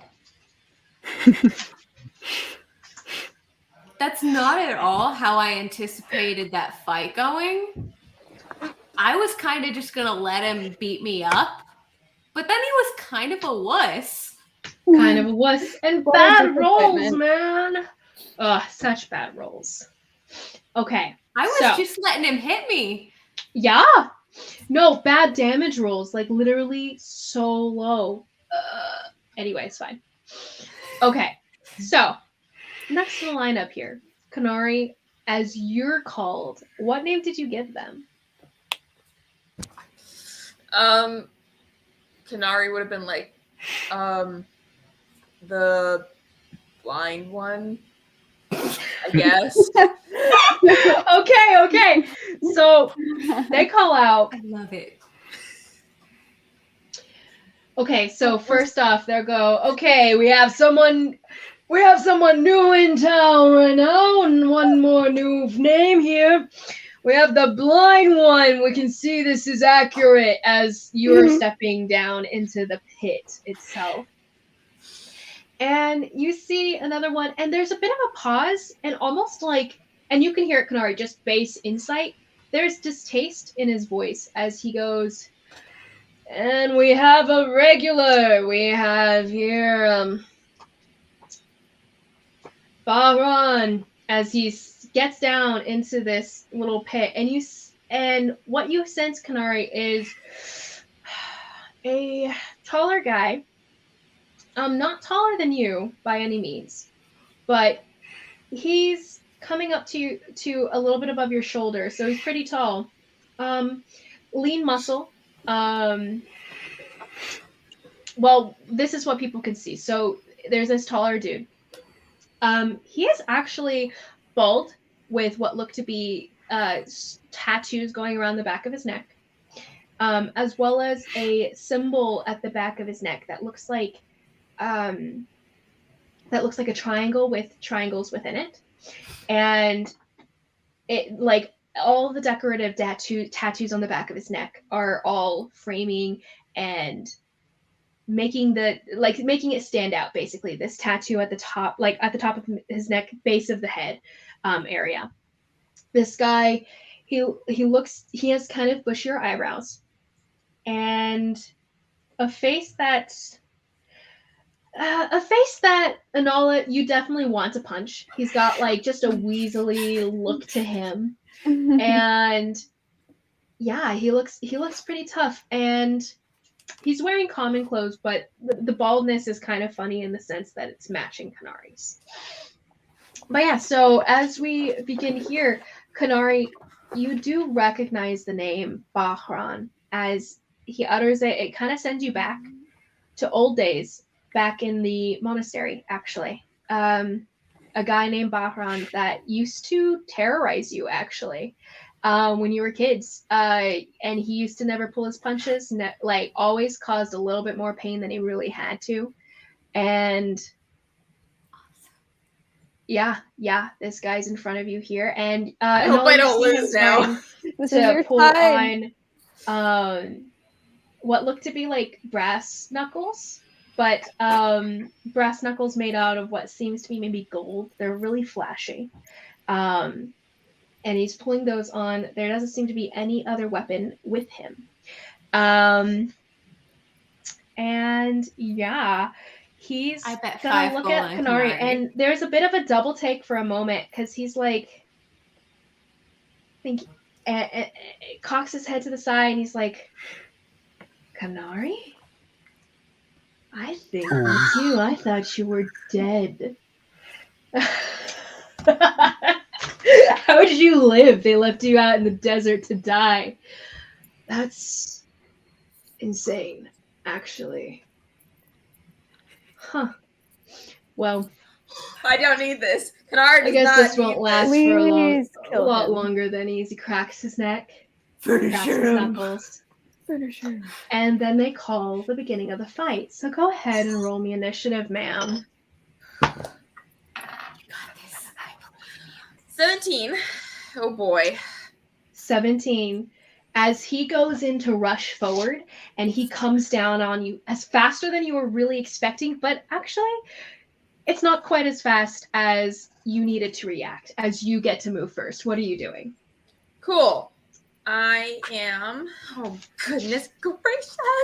I need to remember how to fight. I'm a little nervous. Okay, she pulls out her chaos staff, and I'm just gonna go ahead and take a whack at him.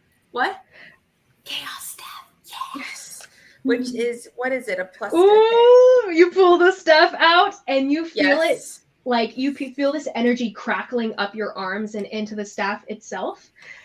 And you can feel your mind pulsing with energy as it connects to it, and you know your attacks will be psychic damage with this staff. 22 to hit. So 22. Okay, so as he comes in and he's intending to move first because he's fast and he knows it. He comes in and you sweep up with your staff that like you pull from from where it was strapped on your back, immediately pulling it up to slam into the bottom side of his chin. Go ahead and roll that damage. 7 points of damage. And he's surprised as he kind of like it whips up in front of him faster than he was expecting. Sorry, you said what was it? 7 points of damage. Okay. And I'm going to use a key point to stunning strike. So he has to make a con save. Okay.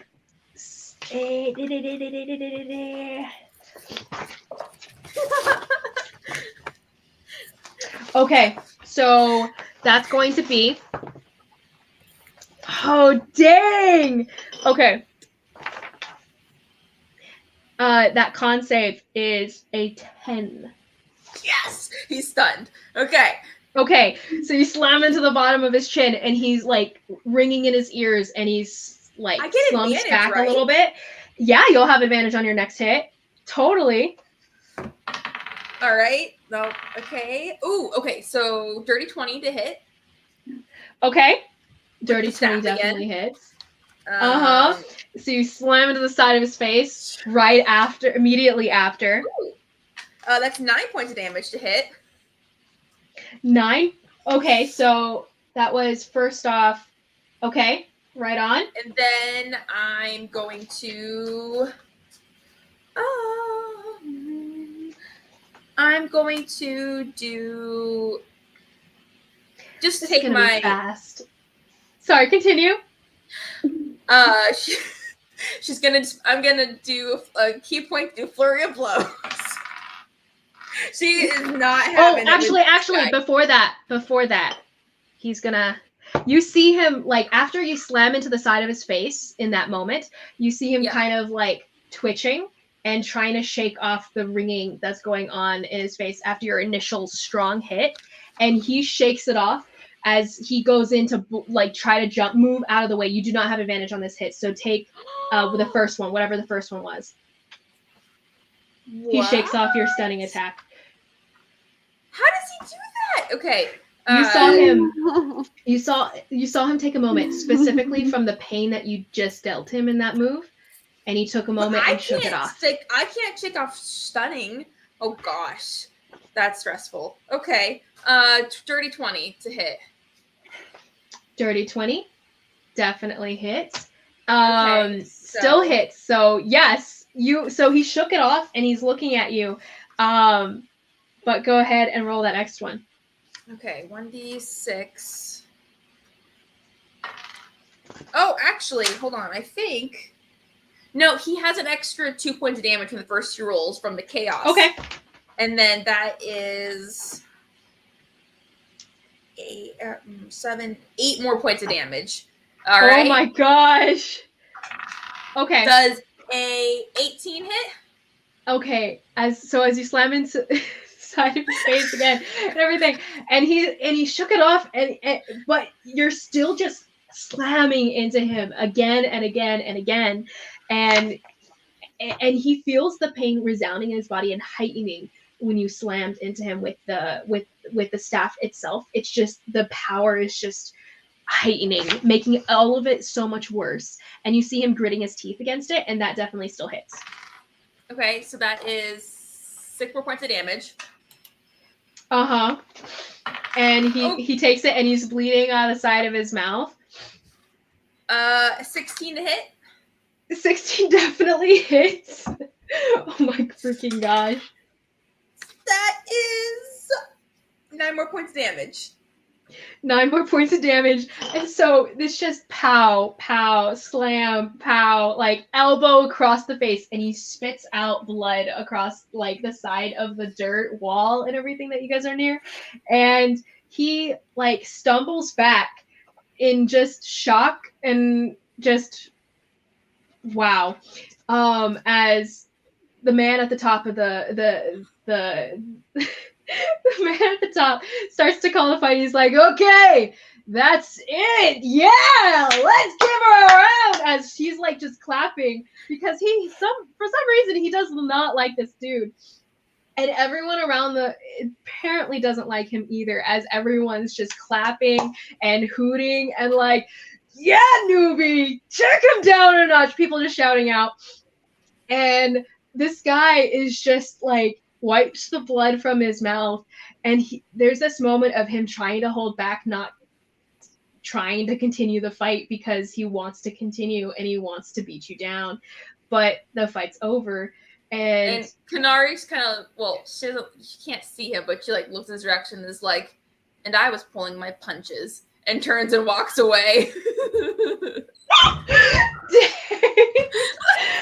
And you have this satisfaction at a memory of him leaving you in the dirt once, where he slammed you down on the ground because you were younger than he was, behind in training, and yet you were still sparring with him, and he left you behind to nurse your wounds, and this feels good. Real good.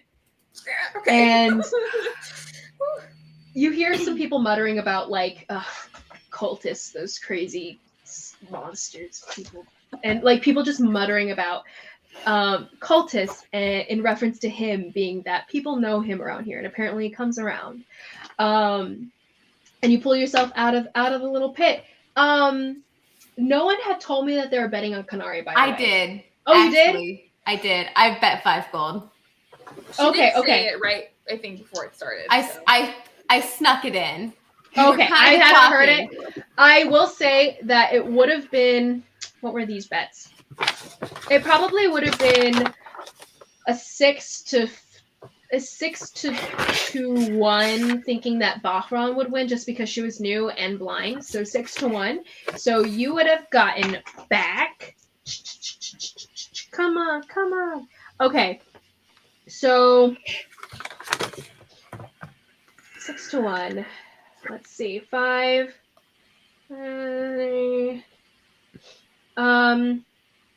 Okay, so you would have gotten back 20 gold, including your initial bet. Nice. Let's go. Okay. Thank So, you, with that, Kanari. you guys do continue with the fights into the evening and going to your respective things, but we'll close on that as things that we play out. Unless Nemo, you wanted to do anything that you were planning to do here. No, not along as like fighting or anything like that. After my fight, I just go, I take my shirt back from Nemo, I take my flask back, and I sit next to him and take another hit off my flask. Okay. That is so great. So great. Okay, so as you guys are just kind of whether you guys stay for a few more fights or not and everything, the fighting kind of goes on into the night. And as you guys kind of leave to go, yeah. What? Okay. Is him being here something that is was he kicked out of the monastery? Did he leave, or is he on his You don't know? Call it. Well, but if he was there when she was younger, if he had left, she probably would have known why he left. You know what I mean? If he was from what you know, he had left the monastery a little bit before your whole falling out situation thing happened. About a year or so before, going on his Zagaret. Okay. All right. Wonderful. Zayara? Zayara. I think it's Zayara. Okay. Yes. So he's probably up here for that purpose. Yes. Training in the shadow. Yeah. He needs to do some more training. Oh yeah, he does. Or not fail first rolls for stuns and stuff. But yes, I know. It's good. But yeah, so good job, guys. So as you guys are leaving though, what's it called? You guys are stepping out of the place and everyone give me a could you look at your Yes? text real quick? I texted you Before back, we leave. Nathan. Yeah, I saw. I Thank you. texted you back. Okay. Okay. Did that Goliath guy say anything to me before I left? Roll me a stealth check, Nemo. And she would have left. This person would have left. Nemo would have been leaving the fights a little bit after Anala won hers, and Karhala was getting involved in hers, and Kanari getting involved in hers. So Nemo's no longer with you guys. Nemo didn't watch my fight.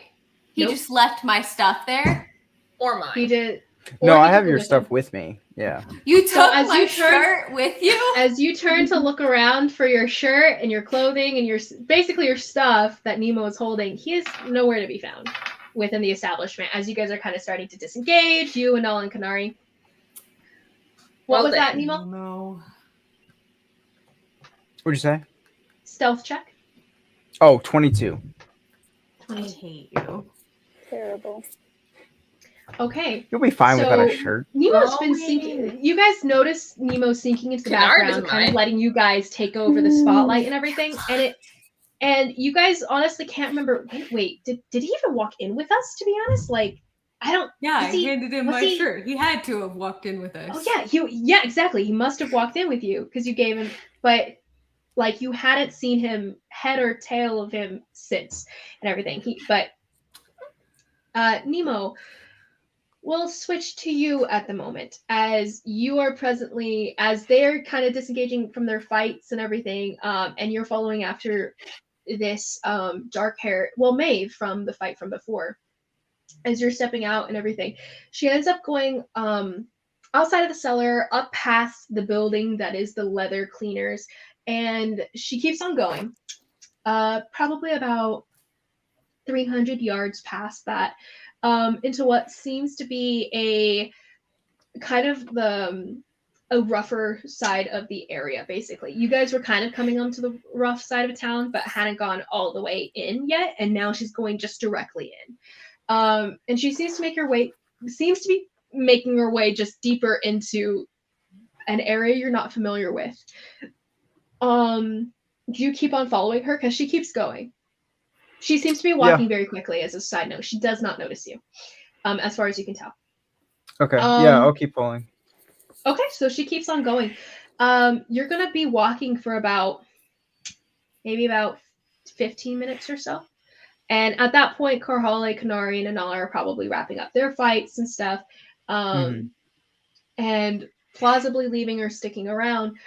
You keep on going until this lady comes upon what looks to be a pretty tall building, made of stone, sandstone. It's kind of blends into the ground, nondescript a bit. And she goes in. It seems to be kind of abandoned. It doesn't seem to be taken care of. Just a building that's probably was used to be maybe some sort of like apartment complex of some sort, place for people to rent out space and everything in pennies. Yeah. So this area that seems to be abandoned, but maybe it's not, because she's going inside and she's gonna go into the building. There's no one standing at the door. The door is not locked. It's just swinging kind of open to and fro. It's a small wooden door on hinges in the sandstone. Okay, I'm gonna do my best to follow her. Okay. You're gonna take, as you go up, and you keep on following her. She hasn't noticed you thus far. Give me a new stealth check, please, as you're entering this building, and you start to notice that there's other people in the building. There, seems to be like squatters of some sort.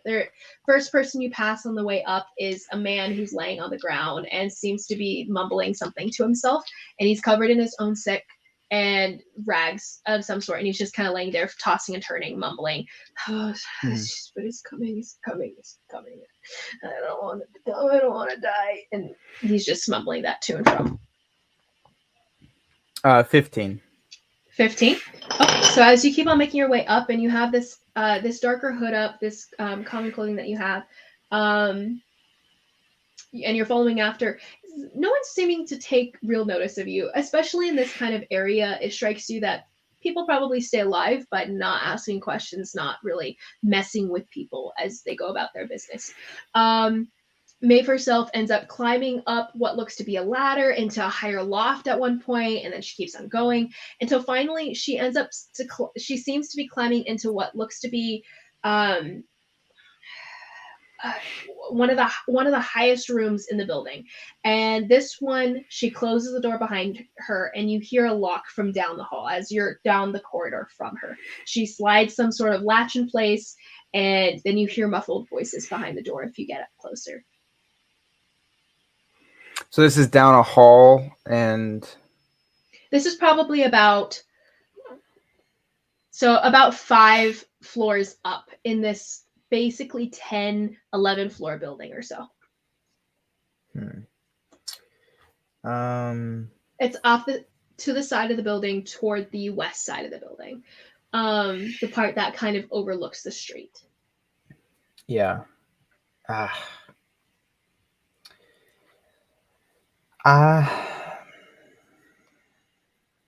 Especially with how rough this area is, it strikes you that it's probably what that kid told you as the rough side of town, being Renegro. So if I go up to the door, can I hear anything through it? Roll me a perception check.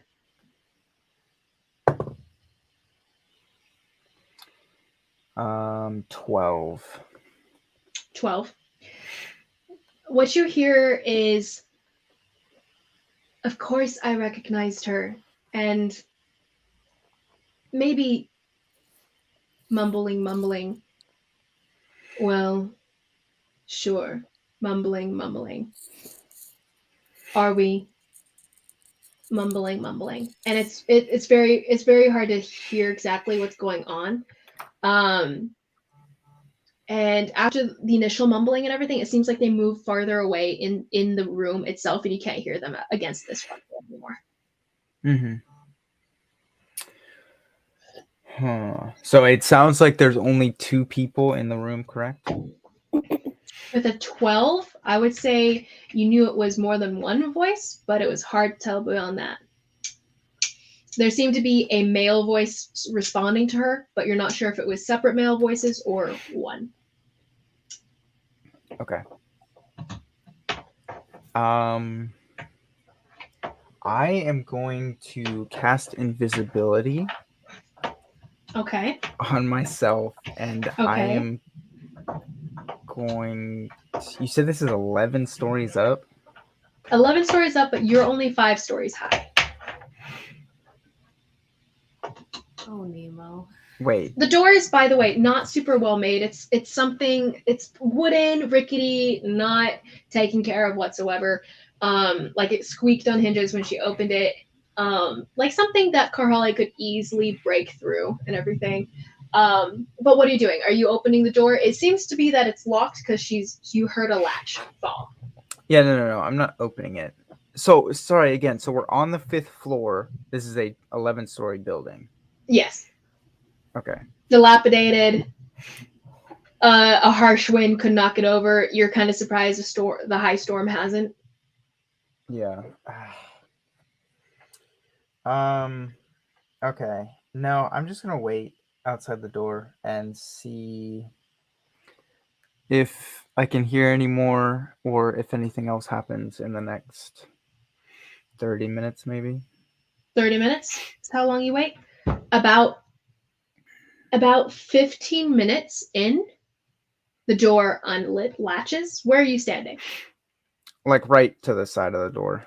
Are you Like, standing pretty where much you right next to came it. from, or are you standing on the other side? What do you mean? Like, you guys, if you walked up going this way to the door, are you standing? So if the door is like this, and you walked up in the corridor going to, I don't know how I'm describing this. If you guys came from the right to walk up to the door, are you standing on the right side of the door? Are you standing on the left? I thought the door was at the end of the corridor. It's at the end of the corridor, but it's on one side. There's like multiple doors. It seems to be like this was an apartment building, so this was a long corridor with multiple doors on both sides. So this door, it's at the end of the corridor, but it's on the right side. It's not it's not the flat end of like a long hallway. I'll be standing on the far side, I guess. Okay. So the door unlatches about 15 minutes as you're waiting and just kind of chilling there. And the voices that didn't really get any closer for you to be able to hear, but the door opens and you see Maeve step out with, and you only recognize her because her hair is still reddish under a hood and a mask across her face. And she's brandishing a crossbow, quiver, little pouches and everything. As she steps out, she's all in dark clothing. It's dark right now. And as she steps out, she moves out of the way, and you see a larger man than her. He seems to be human, and he's very rough. He's got this beard, short beard going on. It's stubbly and kind of not patchy. It's a patchy beard. It's not like a nice full beard like a dwarf might have. It's just the beard of a man who can't quite grow a beard, but let it grow out anyway because he doesn't care. Also kind of a little bit greasy, like he hasn't washed for a little while. That guy steps out after her, and they seem to be talking in a certain kind of code, basically. They're exchanging information with each other, but you don't understand it. Do you speak thieves' cant? I don't think so. No. Okay, you don't understand what they're telling each other and everything, and you see one of them putting in and what looks to be an earring and poking it into their ear. Maeve doing the same thing with what looks to be something similar to what they had before, but probably a new set. And outside of the door, you see a shorter guy come out. What seems to be a halfling, and you recognize this guy as Pyrrhus, the man who died before. And you see that he's pale, and his skin is like pulled a little bit taut, like almost ghostly, almost like. And it strikes you like maybe he is a ghost, and I'm not actually seeing him. Am I hallucinating this too? And but then the guy bumps the door and the door swings out, and you realize he is material. He is there, physically there. And then you see another person stepping out behind them, and she's giggling a lot, and okay, this is gonna be great. And she says that just in common, regular common, no code there. And they turn to look at her, and the guy who is like a little bit rougher with the beard, he's also got this mask that he's pulling on right now. He's pulling up a hood. They're all in dark clothing, and he goes, "Only thieves can't. Please cook." And she's like, "Okay, okay," as she's pulling on her own hood and pulling that up, and a mask and everything. And you hear some more code being exchanged as they're walking away, the man being kind of frustrated with the giggling girl. And they make their way down the hallway. Do you follow? I will continue to follow, yeah. They're going to be, this is going to be a new stealth check, please. But with advantage because you're invisible. So go ahead and give me a stealth check at advantage, as you have more ears listening to you that are actually paying attention to their surroundings. Nice. I rolled a 2 and a 3. That's lovely, because so that would be a 7. So all of them are kind of ambling forward and leaving. So this whole little crew, basically, the supposedly dead pirates, Maeve, and seemingly the leader who's kind of telling everyone what to do, who's taking the charge, and he goes in front of Maeve, and they're all walking down this hallway. All of them make it down the hallway and keep going quickly, and you're kind of following behind them, and then you accidentally kick what looks to be maybe like a little can of something that might have been an alcoholic beverage that's on the ground, a glass jar of some sort, and it knocks against the side of the hallway, and it's loud, and you hear it, and you're like, oh crap, and you like stay frozen for a second, and the group themselves don't quite notice but one does, and she turns back. The giggling girl from before, she turns back and she looks down the hallway, and the rest of them actually start going down the set of stairs, and she's left behind as she turns back down the hallway, and she's like, what?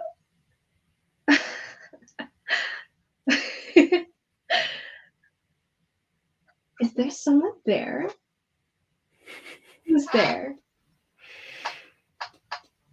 And she starts to walk down the hallway, and she's going to try to find out where exactly you are as she's walking down. And she actually holds out both hands, and she's kind of like a very elegant, dramatic kind of way as she holds out both hands, and she's just letting her arms kind of barely touch the walls as she's walking down with her arms outstretched. She's like, come out, wherever you are. I do love a game of seek and hide. I find it very amusing. And she's going, and you see her actually take her hands back as she gets a little bit closer to you, and she's probably a little bit down the hall, about 30 feet or so. And her eyes kind of rest on the bottle that had been the one that knocked over. And you see her lift her hands and twirl them in the air a little bit, and she casts Dispel Magic. Nice. Nemo always does this to himself. Yes, he does. Okay, so that's going to be. Go ahead and roll me initiative, please, Nemo. I think you mean roll a new character. Shadows it's just a spell magic yet so far. That's the name of the Roll title. initiative, you said? Roll initiative. No, roll a new character. You're dead. That's 12. 12? One moment, sir. What does it look? What can I gather from this individual? Roll me a what are you trying to ascertain? Is it like, who are they? What do they do? Stuff like that, or like what are you trying to ascertain? And I'll determine what kind of roll it'll be. Weapons they have. Obviously, she seems like I don't doubt that she's a killer. She's psychotic, but like, I guess, yeah, what weapon she has, if she's got any sort of focus or anything like that. Okay. So as she twirls her fingers in the air, you do see what seems to be a sort of scarf that's wrapped around one of her hands, her right hand. And this scarf itself seems to have these glowing runes across it. And as she's twirling her fingers in the air, she oh, sorry, I meant to make you roll for this. Okay, give me a perception check, and we'll go with that for this.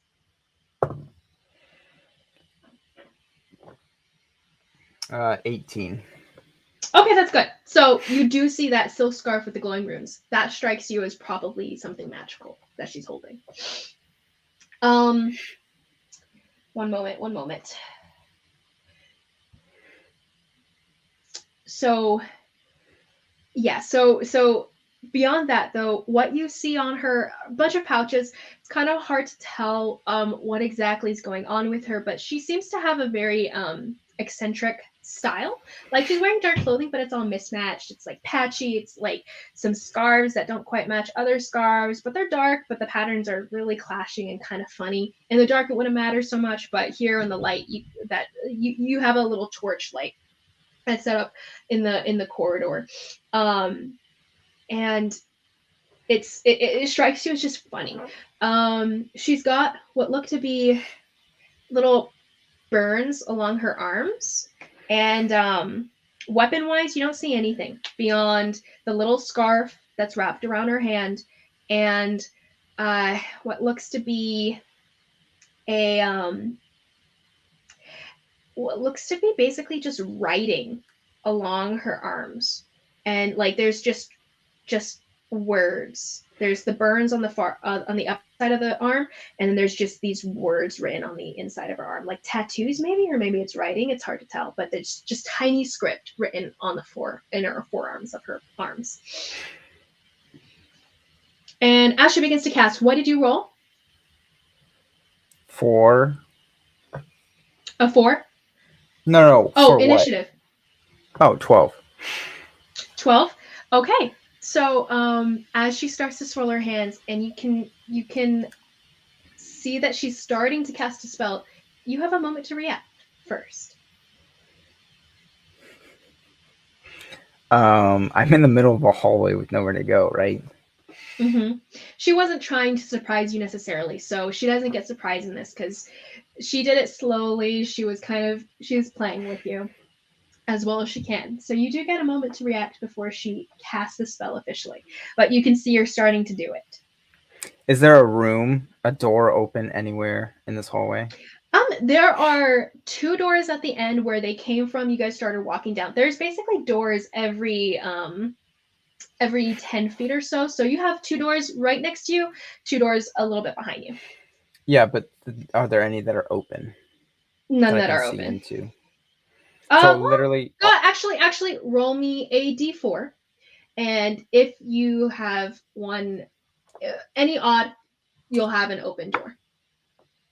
1. 1.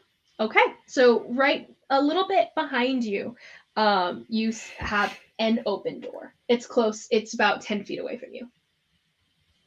10 feet, so like far enough I wouldn't be able to run there, probably. I mean, you could run there. Your movement speed is 10 feet, so but you not could like run there quietly. No, not quietly. She knows where you are at this point. She's looking at where you're standing. She's got the inkling.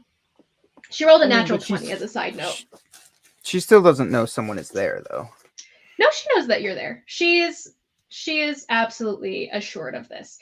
Not necessarily because of a reality situation of like deductive reasoning necessarily, but more so because she's a little bit nutty, and she'll decide on things, and that's it. That's life. That's reality for her. Actually, before we start this, we should probably take a break, go to the bathroom, and we'll come back. So, Nemo, you are moving quick first, so you can decide what you want to do. Okay. I'm gonna go pee.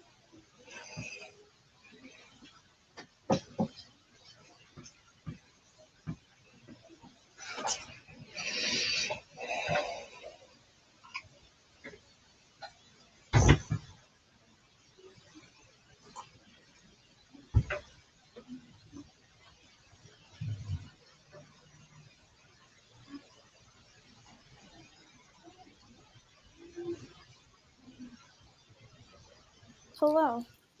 Hi. How are you doing?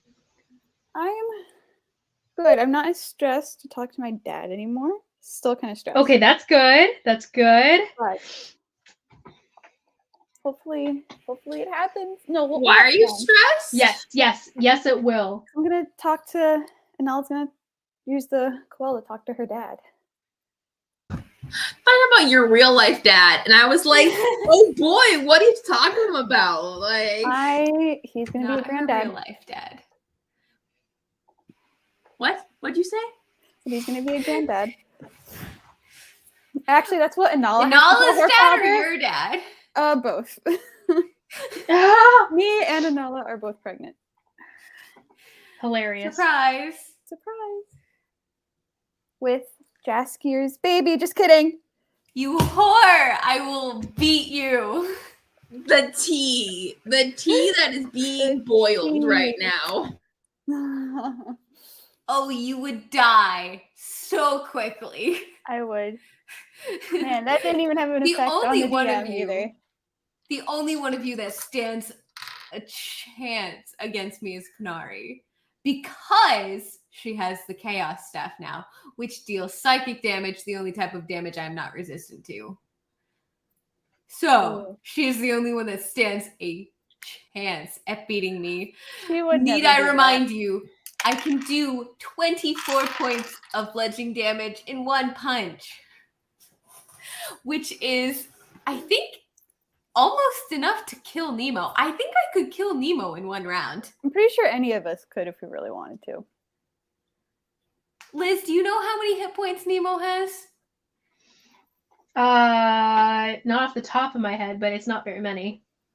Yeah, but if Kanari knew that Anala had slept with Jaskier, she probably wouldn't step in. She'd just let it happen. She'd be like, that's what you know, mess around and find out. You know what I'm saying? Like, How many hit points do you have? Me? Yeah. 53. I could kill you in one round. Yeah, you could probably. Yeah, you probably could. With kill my her? two Or rounds. put on 2 punches? rounds. 2 rounds Okay. with my warhammer. Mm. If I had 2 critical hits with my warhammer, I could kill you in one round. Well, that's never gonna happen. If I'm never I was gonna talk to. I have no reason to talk 2 to critical him. hits with the All warhammer. jokes. You didn't? What? Oh, I guess you never met him. No, I've never met Huh. him. Yeah. And Kanari Interesting. obviously doesn't care about Jaskier or any other guy, so it's fine. You don't have to worry about it. So Just opinion. after, we'll try to resolve what's going on with Nemo and see where that leads us, and then we'll jump to probably just going to sleep and everything, and Oh, thank God. and Nala being able to like basically jumping to more of a summarizing of a period of time, being Karhali working on stuff, Kanari going off to find to work on fighting with katanas and everything, and then Anala working on all the above. But we'll basically summarize it to be Anala does her Coel on the moon that she needs to do it, and then Kanari does her Coel on the moon that she needs to do it. Same thing, Karhale.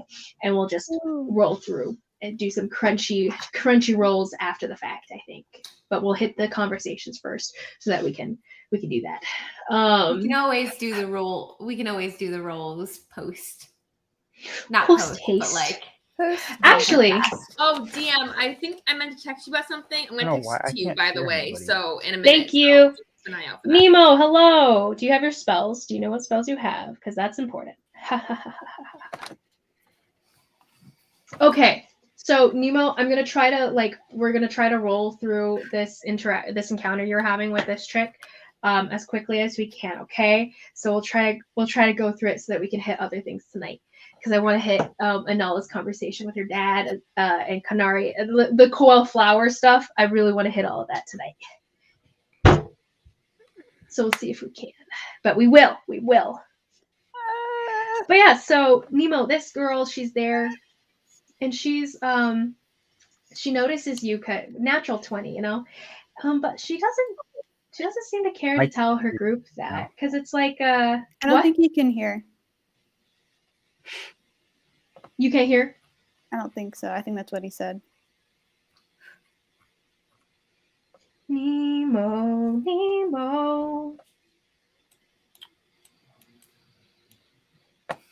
Wow.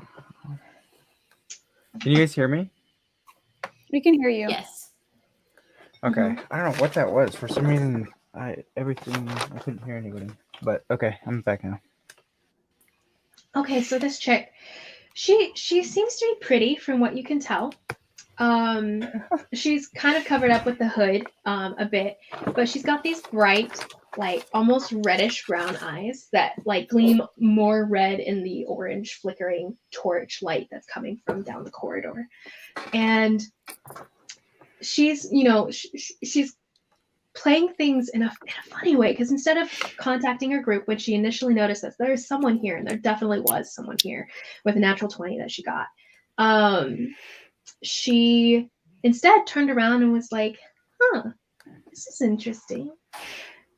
Okay. And coming forward, about to cast a spell at you, you not knowing what it was. What are you doing? Because you get to move first. I'm gonna misty step into the open room. Okay, so you look behind you and you see the open room and you snap yourself out of it. You will drop the invisibility, and as you do so, you appear for just a half second as magic envelops you, and you disappear from in front of her. She's like, "Oh, hi," and then you're gone. She's like, "You don't have to run away. I mean, we're just like each other, aren't we?" As she starts to step, she's looking for you. Are you trying to hide from her in this further into the room? Because you're only about like. What do I see? What is in this room? You poof into this room. It looks to be what an old setup bedroom, basically, and you see a ratty mattress that's ripped to pieces, probably nibbled on by some sort of creatures, and you see some mice kind of scurrying away from it. You see what looks to be excrement in some of the corners. You're not sure if it's human or just animal, and there's a couple buckets around in the room, some bed rolls and stuff like that have been left behind, seemingly. What looks to be rotted, maybe food or meat or something in a corner. It smells kind of off in here. Beyond that, there's nothing super crazy. There's some crates of some sort. You're not sure what's in them. What are you doing? Okay. When she says that, I'm gonna like kind of peer out the door and go, we're the same? What do you mean? And she, oh, hi. Oh, I'm so glad you're not shy. Most people like us are.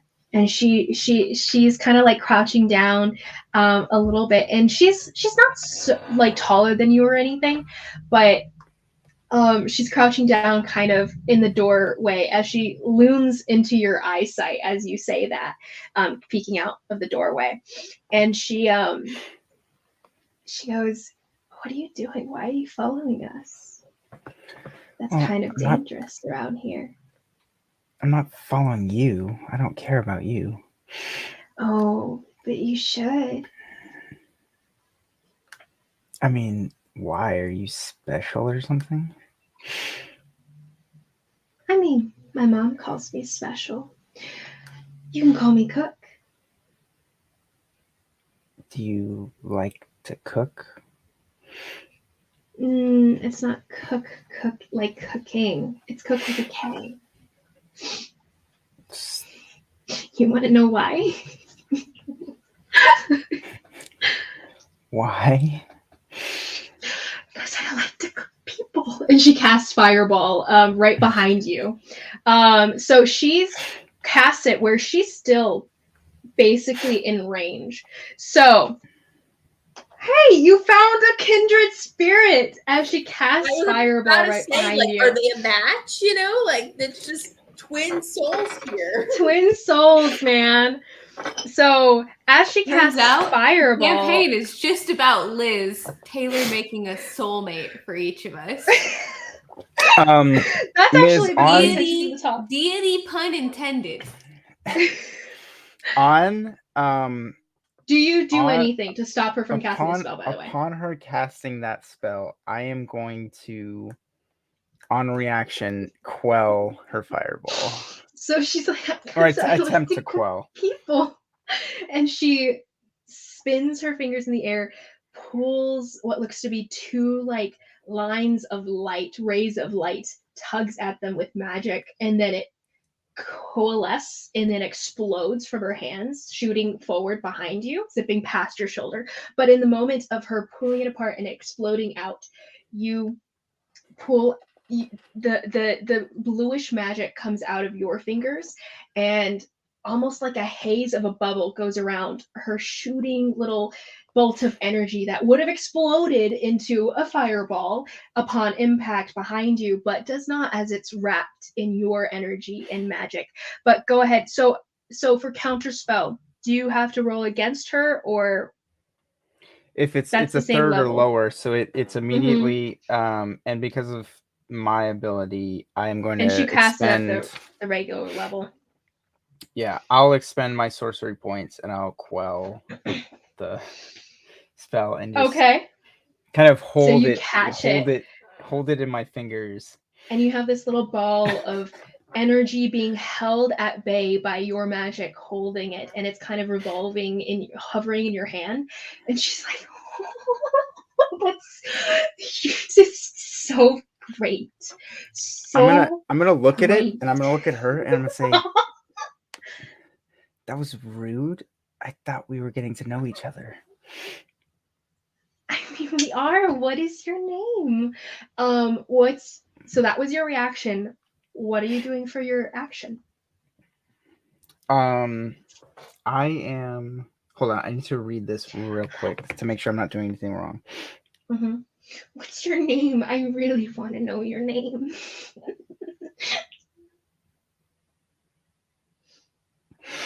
I'm gonna look at her and go, I'm Nemazine. Nemesis. I don't like to cook people. So sorry. And I'm gonna send it back at her. Ooh, with your new counterspell ability. Describe to us how that looks, please. Paint us a word picture. It's Are you sending it out this. into the hallway, by the way? Because I think it's still going to hit you anyway. Because if it hits her, it'll hit you more likely than not. Because this is not a very large area. And she did this knowing this. So are you still doing this knowing this? Yeah, I mean, we're kindred spirits, right? Okay. She's still in the hallway, but it's only like 5 feet across. So it's still going to envelop this whole place in flame. Anyway, continue. So basically, yeah. So I've just got her basically prepubescent magic held in my fingertips, and it's just it's you can tell it's barely holding on. And basically, as I look at it, it's the white light, and I'll just flick it towards her, and a stream of light and a fireball explodes right where And she's she standing.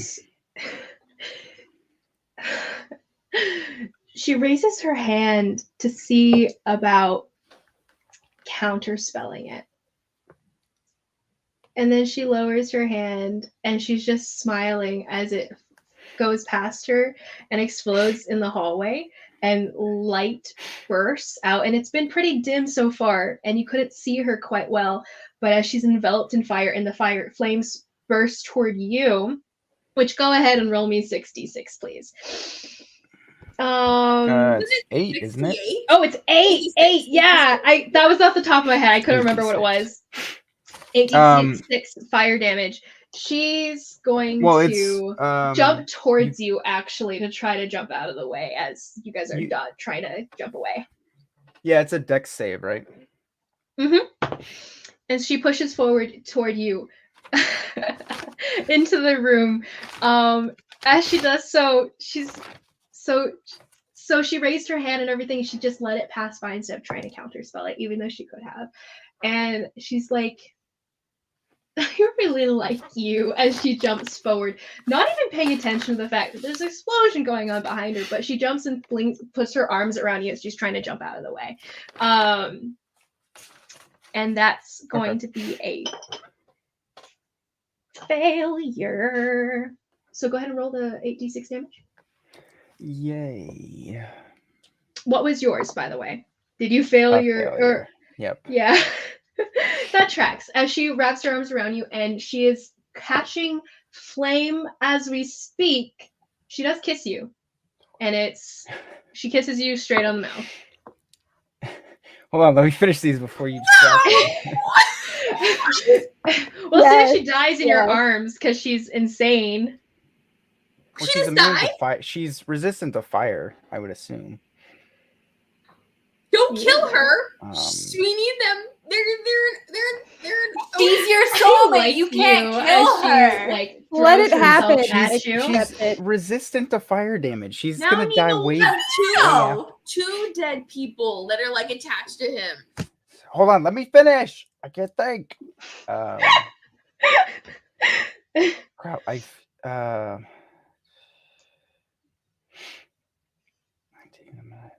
Okay.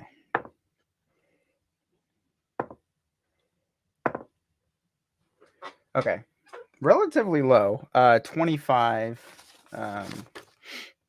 points of damage. Only 25. 25 points of damage. You see her whole body is catching, like her clothing is catching flame. Her hair is starting to burn up under the hood a little bit. But something is keeping it at bay. In a sense, even though it burns for you, you are in pain, and she's smiling at you brightly, vividly. As she jumps onto you and she starts to kiss you as you are catching flame presently and burning. But she does definitely deepen that kiss, and you're very caught off guard. So yeah, so she's kissing you and pushes you back into the room. And she pulls away in that moment, and she's still kind of caught on fire, and she's like, how, being human isn't that fun, is it? Too bad we can't choose not to. And she's going to say, but I really think that you and me, I feel like we're like the same. Kindred spirits. I really like you, so how would you stay? And she's gonna cast Hold Person on you for now. So that's going to be Demo. You know what this is? Hold what happened? Person. And she's gonna cast that. Oh, it doesn't matter what level. So wisdom saving throw, please. Wisdom. So I'm here not for too this. wise, but that's This crazy. is amazing. I don't even need to talk to my dad anymore. Let's just do this the rest of the night. Can we just follow this, please? This whole thing. Just this unhinged 19. romance, please. Thank you. 19? Okay, 19 then.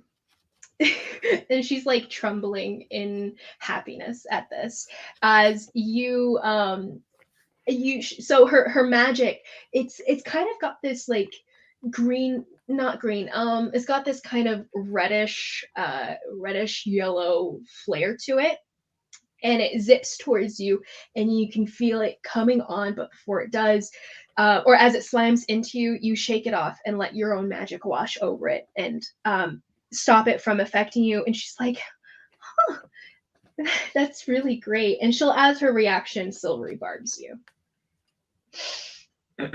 So go ahead and roll again, please. Joy. So many things. Still very good, but only a 15. Only a 15. Okay, so that's gonna be.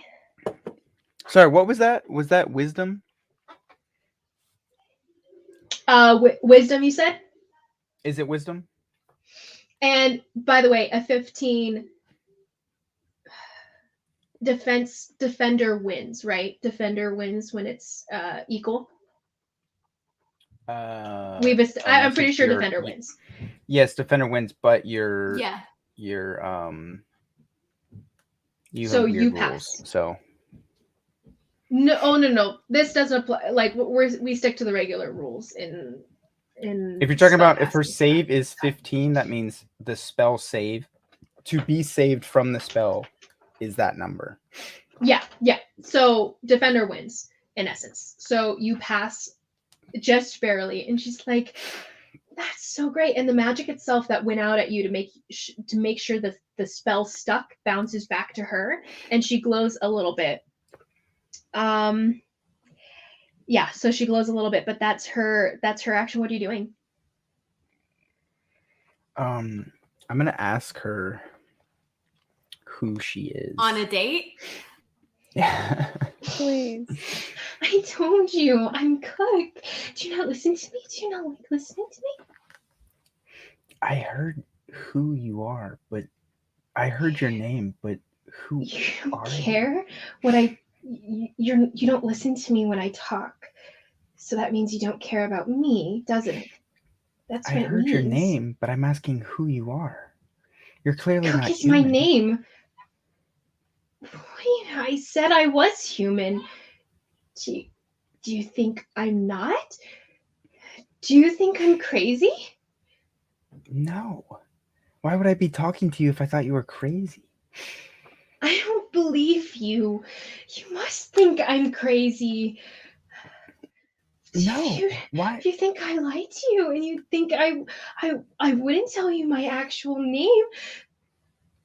No, I know your name is Cook. I'm asking who you are. I don't know if I can like what you you are. anymore.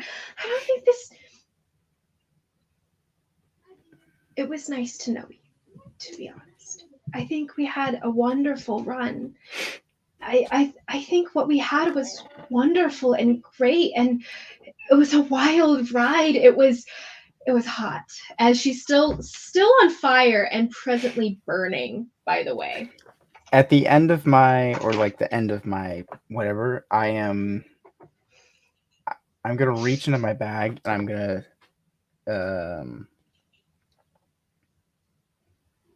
I'm just gonna whisper and I'm just gonna be like, I'm sorry, Atoll. And I'm gonna pull a gem out of my bag and crush it on the ground. And as I do, it's going to summon forth a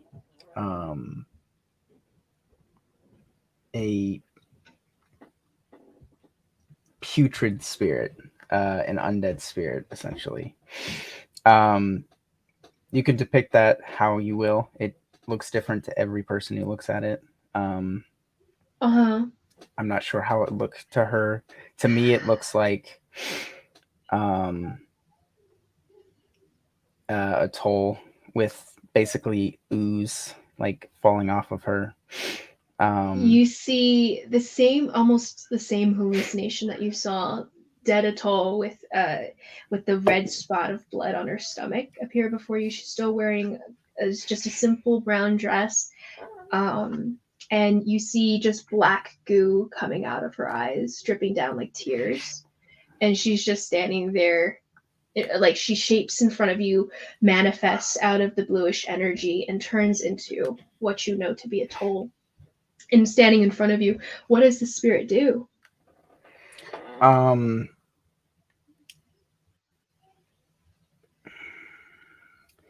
The spirit will just. So, how close is Cook to me? She is up on you. She is presently. She was kissing you, so she's a melee. Okay. Still burning, by the way. You guys are both on fire. I'd say you take another round of, we'll say 10 fire damage of just continuing burning on you. Wait, so you said a what? D10. Sorry? Go ahead and roll me actually a D12. D12 of fire damage? Mm-hmm. The fire is presently on your clothing and you are burning continuously. I didn't. Okay.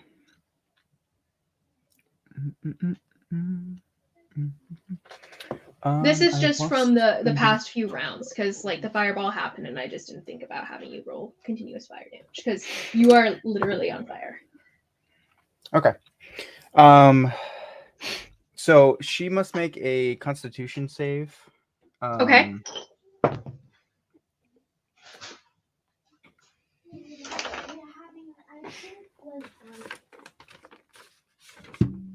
Okay, so that's a 9. Okay.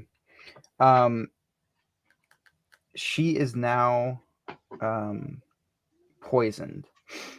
Okay. As Atoll like puts her hands onto her face, and she looks at it with fascination. She's like jittery and still smiling.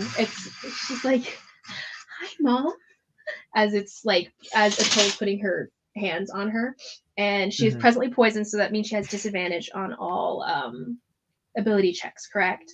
And attack Ability rolls. checks and attack rolls, yes. Mm-hmm. I am also. So she's within grasping range of me. Mm-hmm. I am. Mom, I really don't think he's perfect for me. Not anymore. I thought he was. Cook, pay attention. And I'm gonna grab her arm. And I'm gonna soul touch her. Ooh.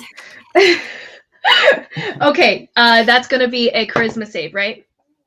She fails. Yes. I definitely heard soul pleasure. I'm just saying, but Yeah, this is like a first date, man. He's getting to fifth base so fast. Fifth. I'm just saying, they've gotten further than Jessica and I ever got. Within 5 minutes. So she takes 6 points of psychic damage. Okay. 6 points. Got it. I would like to see any. But she's still smiling. I would like to see. She's also looking really rough, by the way.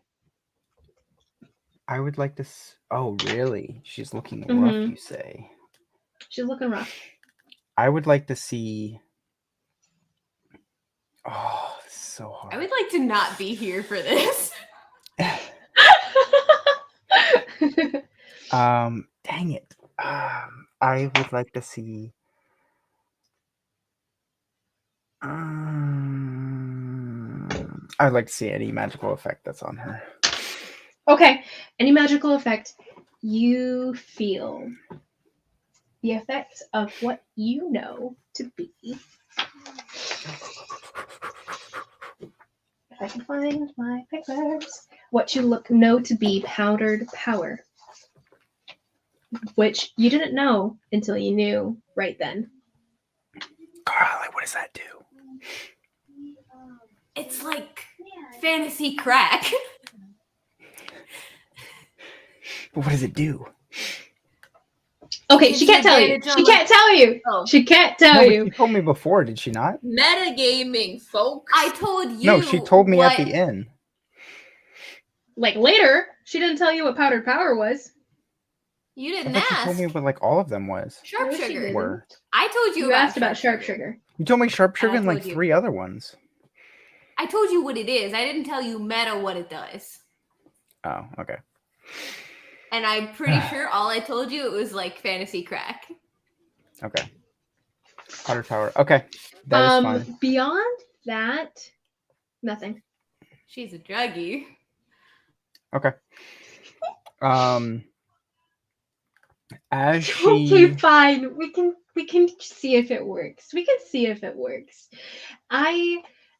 And she's still like the fire's still crackling around you guys as she's just leaning into your touch and like leaning up to you. Even as roll that D4, by the way. D4. Oh, how much damage was it already? Did you already tell me? Yes, 6 damage. Oh, okay. I did already write it down. Okay. As she's leaning towards me, the spirit is gonna grab her by the hair and yank her back, yank her head back. And you see Atoll reaching up, yanking down, and the blood, the black goo is coming out of Atoll's mouth now too. It's like pouring out like a little waterfall, dripping down. Okay. Staining her dress. And it is a dirty 20 to hit.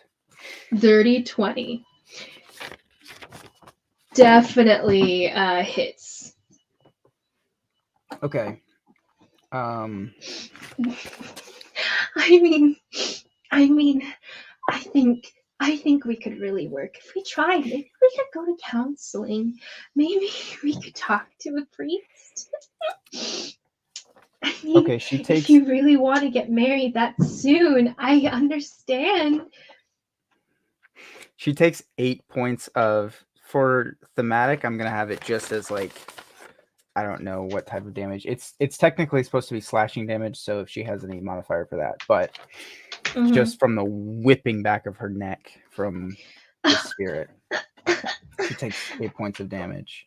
I don't And she like needs to this. make another. You're getting in the way of me and Nemozine.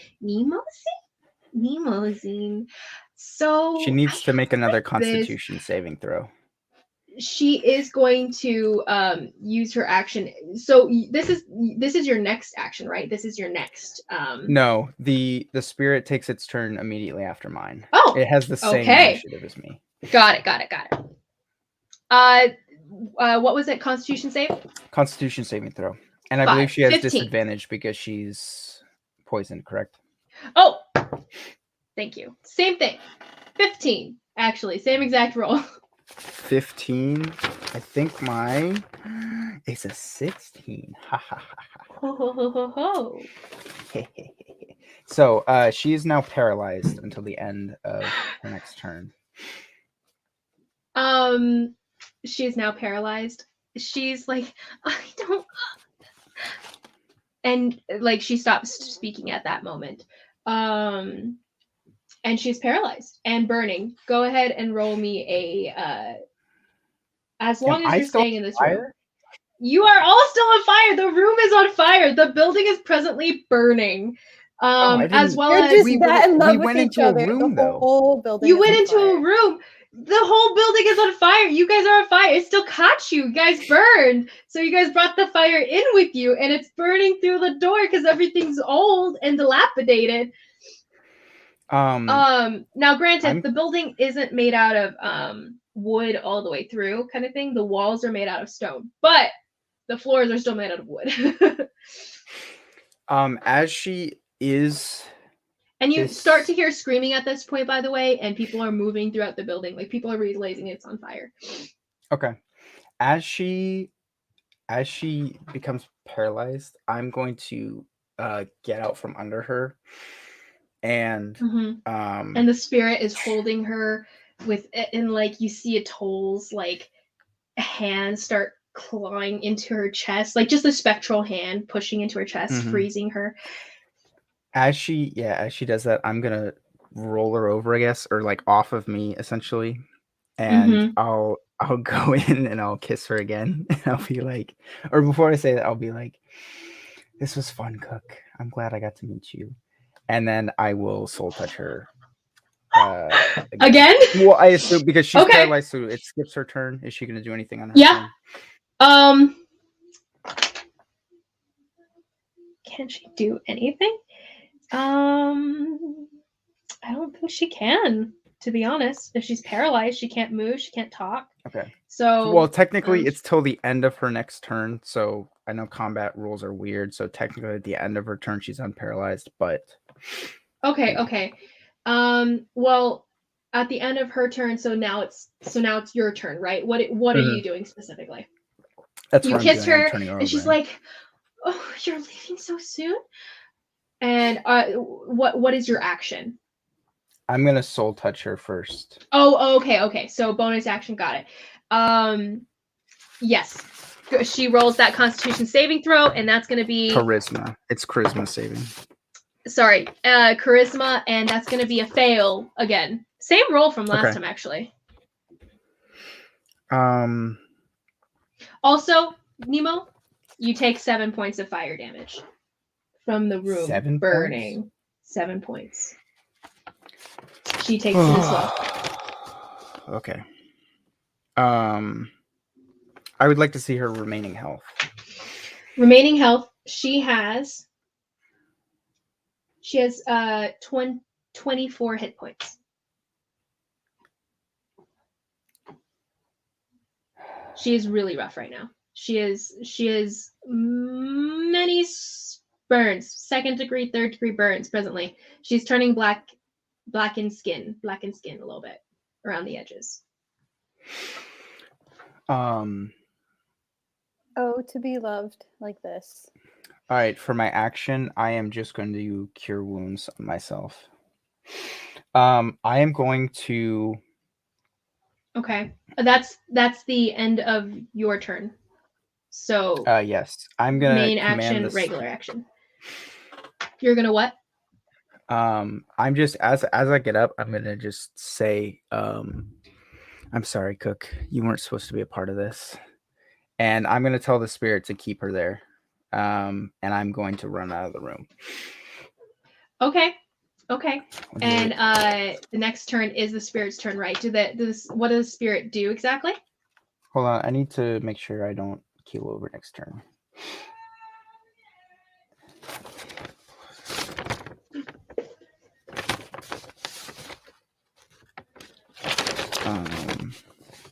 You are running out into a burning 9. hallway, by the way.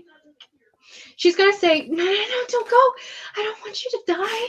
I can save us both. How can you save us? And as she does this, she needs to make another another Constitution save. Natural 20. Natural 20. Okay, so she is no longer poisoned. And she like does pulls that, away though, from the hand of Atoll in her chest. as she does that, though, I'm gonna reaction silvery barbs. Reaction Silvery Barb. She's going to counterspell react. Okay. She's like, I don't think so.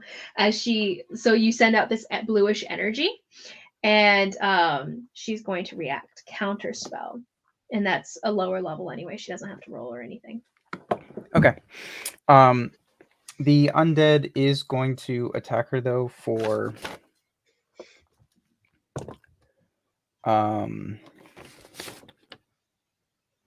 19. Is that hit? 19 does. She's going to. She already used her reaction, so that's gonna hit. Okay. So it'll be 12 points of damage. Okay. And she's presently no longer smiling. The smile is presently gone, and she's getting a little bit angrier. She's I honestly, if you're planning to leave me with this thing, no offense, Mom, I don't know if we can work. I don't know if I want. I don't know if this is a healthy relationship for me, to be honest. And Cook, you were trying to kill me first. It's just my love in return. well, she blushes actually. It's hard to tell though in the flickering orange light. She's like, yes, that's true. Well, I feel like At this point, I am leaving as well. Sorry. Oh no, she's good. You're good. I feel like this is a really good first meeting though. And you're stepping out of the room, and she's like, are you sure you don't want my help? As she casts fly on herself. And she starts to starts to lift off of the ground. Okay. Are you sure you don't want my help?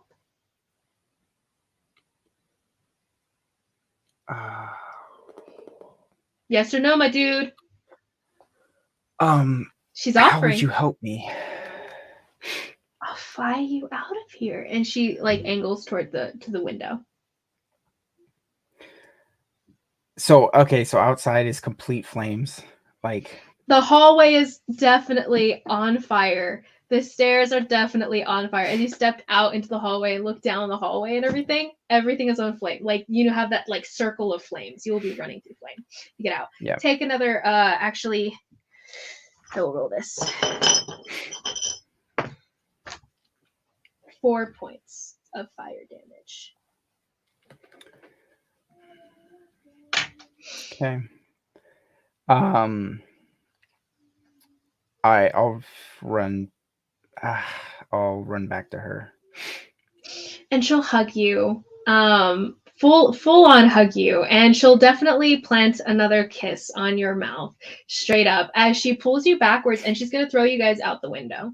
The window itself has no glass as of now. It's so old. This has far long been broken by people vandalizing and stuff like that. So she goes out the back of the window, and then you guys are hovering in the air, and she's just holding on to you, and you're like holding onto her shoulders, trying to make sure you don't fall, because her grip isn't super strong. She's not a strong person. And you're just holding on, trying to make sure she doesn't let you fall, because you guys are hovering 50, 60 feet in the air. And she's like, you know, if I let go of you right now, you would die. I hold your life in my hands. This is so romantic. Nemo. Oh, okay. I think I love you. I think I love you. Okay, can we go down? Do you yes, love me? I love you. I love you. I love you. Can we roll go persuasion down? check? Because she looks at you. And she narrows her eyes. Because you are like looking around and you're like, yeah. I love you. I love you. And she's holding you 50 feet in the air. The building by you is presently aflame. And those flames are spreading farther downward. And people are like scurrying out, screaming and stuff. People don't really quite notice you guys. You guys are at kind of the side of the building. Could I say this is deception? You could say this is deception. If it is, Okay. Are you in love with her? Is Nemo in love with this chick? He doesn't really know what love is. She'll show you what love okay. is. What is this roll? 19. 19. She looks you in the eye, and her eyes go really wide, and she's like, that makes me so happy. And she lowers you guys gently down, and she kisses you again. And then you guys land on the ground, and she goes, can we call a truce right now? I feel really rough.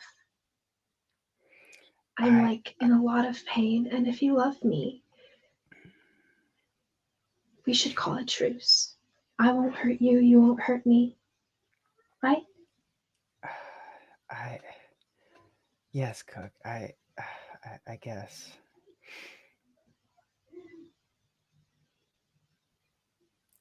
Just one question. Do you love me more than you love the people you were with?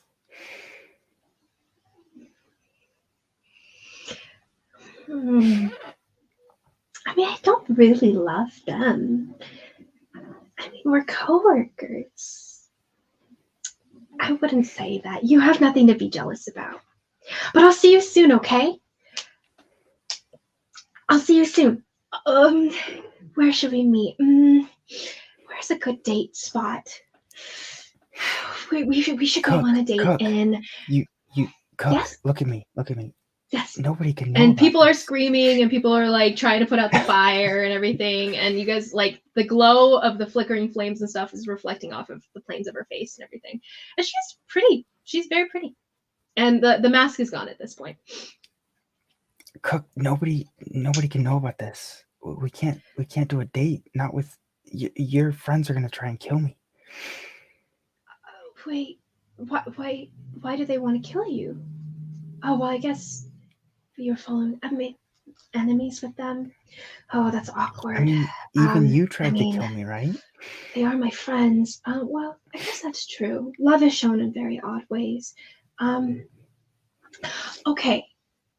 Well, I'll see you on our next date, and we'll see how it goes. I won't mention anything yet until things are more official. So I'll see you soon, okay? Meet me at what's a good place? Okay. Do you know Fortune's Favor, or perhaps I mean, that's good. They sell food there. Okay, Fortune's Favor. It's just down the street, up this, and she gives you like a bunch of random directions that don't quite like settle into your mind completely. Fortune's Favor, 2 days from now. Okay. And she backs away, and she starts to lift into the air, and she will fly away. I'm gonna grab for her arm or her ankle as she's flying. I'm gonna grab her. Yes. She'll pull down a little bit. Cook. That's me. I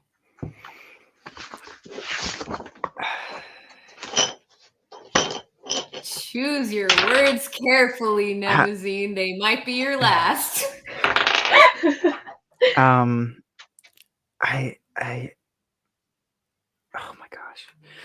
I wanted to say I love you again before you leave. I love you too, Nemo. Is it okay if I call you Nemo? Yeah, that's fine. And she comes down and she goes, "Oh, you can call me. You can call me." Her actual name. I'm gonna roll for it.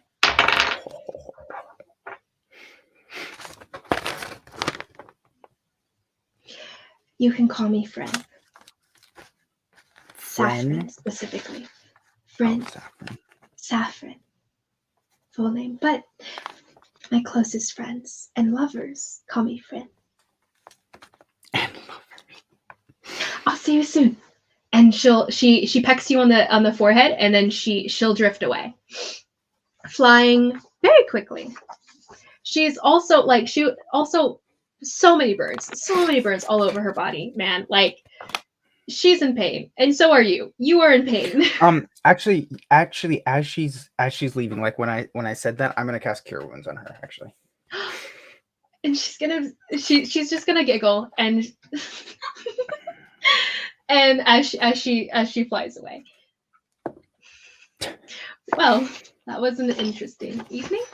People are screaming and people are trying to like put out the fire, but no one's paying attention to you as of now. They're a little bit concerned with the chaos going on about them. Where do you go now? I'm just gonna run back to the tavern, the inn. After some fights and everything, Kahali, Kanari, and it all are coming out of the establishment at some point. And you see Nemo running back, smoking hot, smoking, literally and figuratively. Burned, singed clothing, by the way. Nemo, did you have anything paper in your bags with you? Anything? I don't think so. Just my shirt. Flammable beyond the shirt that Karhali was wearing, and he is almost shirtless at this point. You guys can see some of the spider cracks coming through the tattered remains. He comes. Yeah. I just got him those clothes yesterday. I feel like her shirt would have been less burned than mine because it was like stuffed in my whatever it's called bag. Could I have her shirt on top with the burns and everything through it? Yeah, totally. What is this? Like you come back, Nemo looks like he walked through a raging firestorm, and his hair is singed away. It's a lot shorter than it was. But still there, patchy. He's got like a bit of a patchy eyebrow thing going on too. Oh, guys. Carly, roll me a perception check really quick. And Inala, you're seeing this too. You have eyes. Dirty 20. Oh wait. Does it smell like a girl's 19. been all up on him? 18. He smells like fire, cinder, and ash. It's overpowering to everything else. But roll me a perception check. Roll me a perception check. She's the type that would like swathe herself in perfume. Inala, what did you get? 18. And you said 20, Karhale? Okay. 19. Okay, nice. Both of you, Inala and Karhale, see this. But Kanari? 17. 17. Kanari, you do under the cinder and ash, which is very overpowering. You do get this floral scent off of him, just floral, like flower perfume almost. And Karhale and all, you guys see what looks to be rogue smeared kind of over his face in certain spots. So his lips look smeared with like reddish rogue, and then Oh, Rouge. Thank you. Yeah, different words. Okay. It's a I little pronounced it confused. differently. Yeah. When I was a kid, I read it okay, and I pronounced it. Boy, I look. do. Aaron's done it. Liz has now done Uh it. It's great. huh. Yeah. So rouge over his lips and like a kiss mark on his forehead, as well as like scratches and like scuffing and ash and cinder all over him. But you can definitely pick that out, all of you guys. The floral scent and then the little kiss marks. Are you wearing my shirt?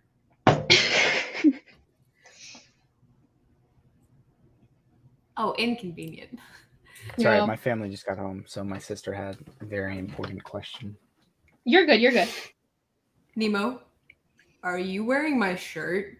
I'm sure Okay. there's a very reasonable explanation for this. What's that on your forehead? It's my forehead. What? I don't. Oh, You I don't, smell like fire and a girl, which usually don't. Did you kill somebody, Nemo? I don't know. Was I this don't, a date I gone can't wrong? explain. Where did you go? Was it a date? I don't know. I'm very. You went on a confused, guys. date, and your clothes are burned off, and you're wearing my shirt. Did But you Carl, fireball yourself again? Carl, I think about it as a compliment. I was No, wearing your I will shirt not. during it, right? No. Okay. No! During what? During what, Nemo? What? No, I'm walking away. I'm walking away. You owe me a new Carly. shirt. You owe me a Carly. new shirt, Nemo. He's alive. What's the guy's name? Pyrus. Pyrus is alive. What is Pyrus? What? He can't. Pyrus. We killed him. I know, and he's alive. The guy who killed us whole. Oh, that's right. It was Kanari, not Carly. Sorry, Kanari. Pyrus. I killed the toll. I landed on his face from 3 stories up, and you were there after I left. I killed him. Somehow still I know alive. he was dead. How is he still alive? I don't know. How do you know he's alive? Give me a brief summary. Please exclude any details that would make me want to throw up. Okay, so I saw the girl from the other night. She was at the tavern, or not tavern, the brawl, whatever. I followed her. She led me back to a house, and the girl that was the archer. Okay. But which girl in the tap? Which girl in the fight? Girls in the fight. I don't know her name. Several. She was just. Oh, well, you heard her name.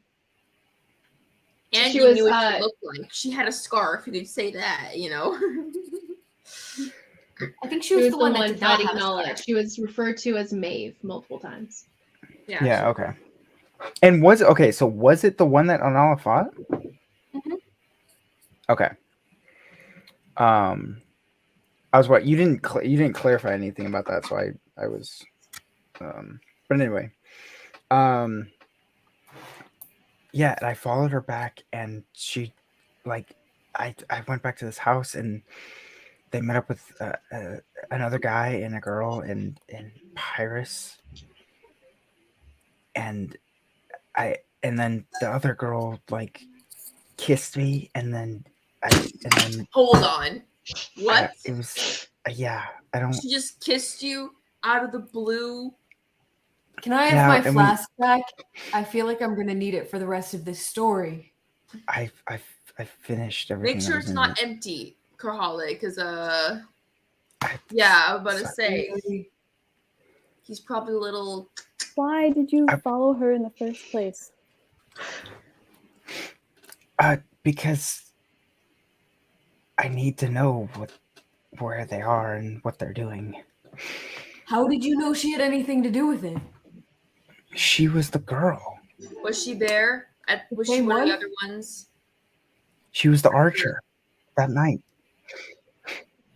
Well, that would make sense. That makes I suppose. Sense. Okay, so those 3, you saw all 3 of them. The 3 that were trying to kill us. Well, we saw I don't know about Paris and I don't know Nate. about the And other you guy. made it out alive? Well, they didn't see me. It's Just really the Just girl the one. girl who kissed you. yeah. And It's then you really hard to explain. I feel like it's not, and I feel like you're just difficult. No, it's really because like there was times where she wanted to kill me, and then times that she wanted to kiss me. It was really like So Well, should half of we that be, I roller understand. coaster. should we, No. should we He's be okay. worried? Love is Should, like that. Is she gonna try and come and What? kiss us too? I don't think she could reach some of us. Nemo, did she kiss you or did you I mean, kiss her? she This is can- very I important. feel like Why? that's besides the point. I'm just saying it would make a lot more sense if he was trying to kiss her. Like that's just, Why? How would what? I don't kiss random people. you don't have a lot of people that like you, so you kind of have to force it on them. You also don't have a lot of impulse control, so that That wouldn't too. surprise me though. Okay, she fireballed me in the middle of a hallway. Okay, That that sounds explains like the something you would burning. do. So how did you get from fireball to making out? She did it next. I It's don't know. pipeline. Okay, I feel like I really don't care enough to figure that part out. Are they still trying to kill us? Is my question. Are they And alive? Did you kill Well, them? No. Did you kill her? I couldn't. No. Then what I- was the I- point of you even following her in the first place? She we're- fireballed you, and No, you. but she's kind of like 30% on our side now. What about Well, the like my other side, probably not you 70%? guys, but like like whoever. Not really. Probably like 30% us, So we should 20% still be them. worried, is what the you're saying. percent of me being on your side is decreasing as you speak. Okay, I'm on you guys' side. I am doing. That's news.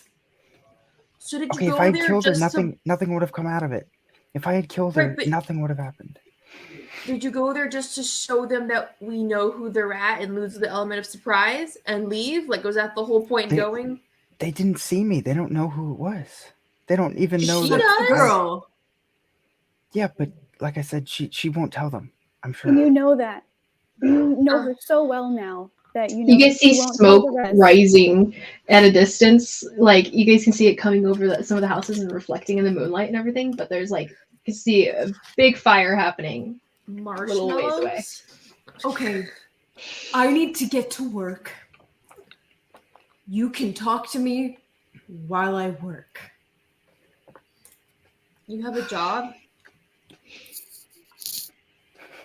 Okay, I don't have a job, but I actually care about whether or not we get our memories back, and I have the ability to do so. So I'm going to be spending the next however many hours it takes me to get this done so I can get your memories back, Kanari. Why mine? Because you were with Raiden the longest, I don't and know your if memories are the most important. I don't think I want my memories. I was about to say that I don't want them back, I don't think. You think You I think care I whether or not care? you want them back? You need them back. You're not the one buddy with the guy who sent us on this death mission. You're the one who's buddy with the guy That's what who I'm sent us on this saying. death mission. That's what I'm saying. You're not But why don't you want the memories back? Because I don't want to know some part of me cave to someone like that. You don't know he's like that. Maybe it's my mother said my mother met Raiden and she said maybe the madman thing is kind of a facade to keep people off his trail. Okay. So I'm gonna get your memories back. It's kind of risky and it might have some other damage, but probably not. It's probably fine. I don't mind the damage. It's better not to know everything.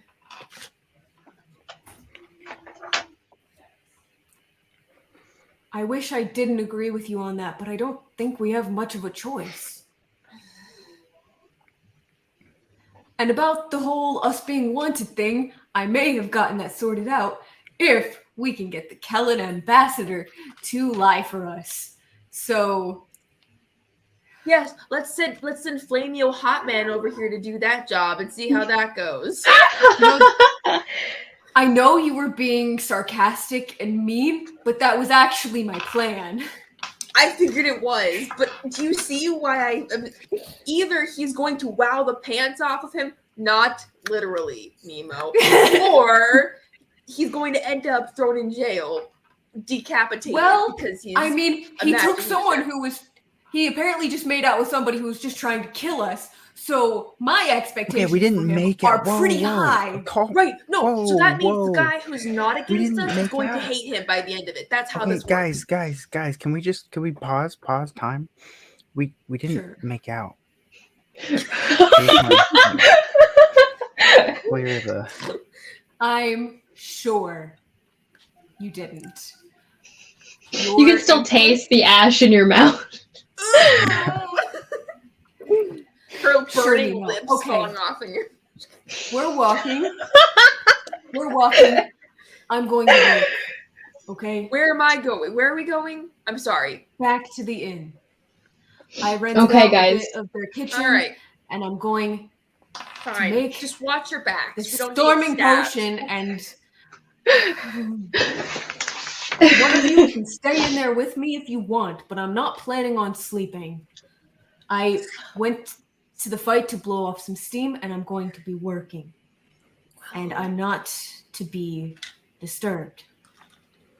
I mean, you can talk to me and stuff, but I can't leave it for too long. And Nemo, did you take care of Atoll like I asked? Take her to a temple. I thought you told me to do that tomorrow. I thought that was what I was supposed to do tomorrow. Regardless. Okay. As long as it's soon. Just soon. We just need to keep her intact. No. As a meta thing. I thought that was something you told me. Like I just gave you a list. I just gave you a list of things that I needed other people to do.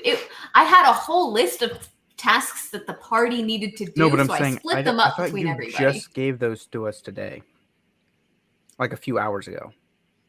In game or out of game? In game, yeah. Out of game. Well, it would have been hours before you guys went to go sell the teeth and stuff like that. It was before. It was It was this morning. I told you to. Oh, wait, really? Oh no, because I was busy doing the sharpshooter stuff. Yeah. Okay. Yeah, there was that. And then you were selling teeth with Kanari and stuff too. Yeah. So there's been things happening. So we're gonna transition, guys, into more of time lapse situation. Okey-dokey. So Karhala is going to be going into setting up her potion stuff, setting up a lab situation. She's going to start brewing wolf hyssop, so that Kanari can remember. I don't like Kanari. And Nala's going into her studies, and Kanari, you're going to go into. Oh wait! We did not finish this conversation. Hold on. About us getting out of the being wanted situation. I talked to... Oh yeah, since Kanari, you read my thoughts, and then everyone else, I read you the letter. I talked to Merrick, the guy Jaskier sent me to. Who could that be? I talked to Merrick. Wait, Merrick? Who? Wait. I read you the letter that Jaskier sent me, and he said if I'm in trouble, I can track down Merrick Lickall. I tracked him down because we are in trouble, in case you haven't noticed. I think we're good. We're wanted by the Ministry, Nemo. Okay, how do we fix it? Just before you blow up our vessel. Oh wait, I actually have some left. Here, Carly. I'm gonna hand you your flask. But there's like a little bit left. Oh, you're so lucky. You are so lucky we have this soul curse on us where you Okay. Merrick said he can pull some strings. He's the premier's son, which is like kind of like the governor of the military ward. I can't remember what it's called, the consul ward. And he's got some leverage. He can pull some strings, and we can talk to the Kellen ambassador. If someone can get their act together enough to convince him that he should lie for us. Because, fun fact, Patronus, the guy that Nemo said that he was, that guy's actually missing. So, that's fun.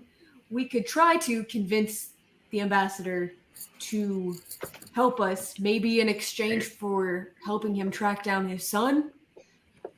Maybe. Okay. I don't know what other leverage we've got. Sounds like a good But plan, Carly. if we can get him to lie for us, that will get us all in the clear. And then we can get Give to bring a toll back, and then everything will be fine. I'm going to work, and someone is going to get me a bloody drink.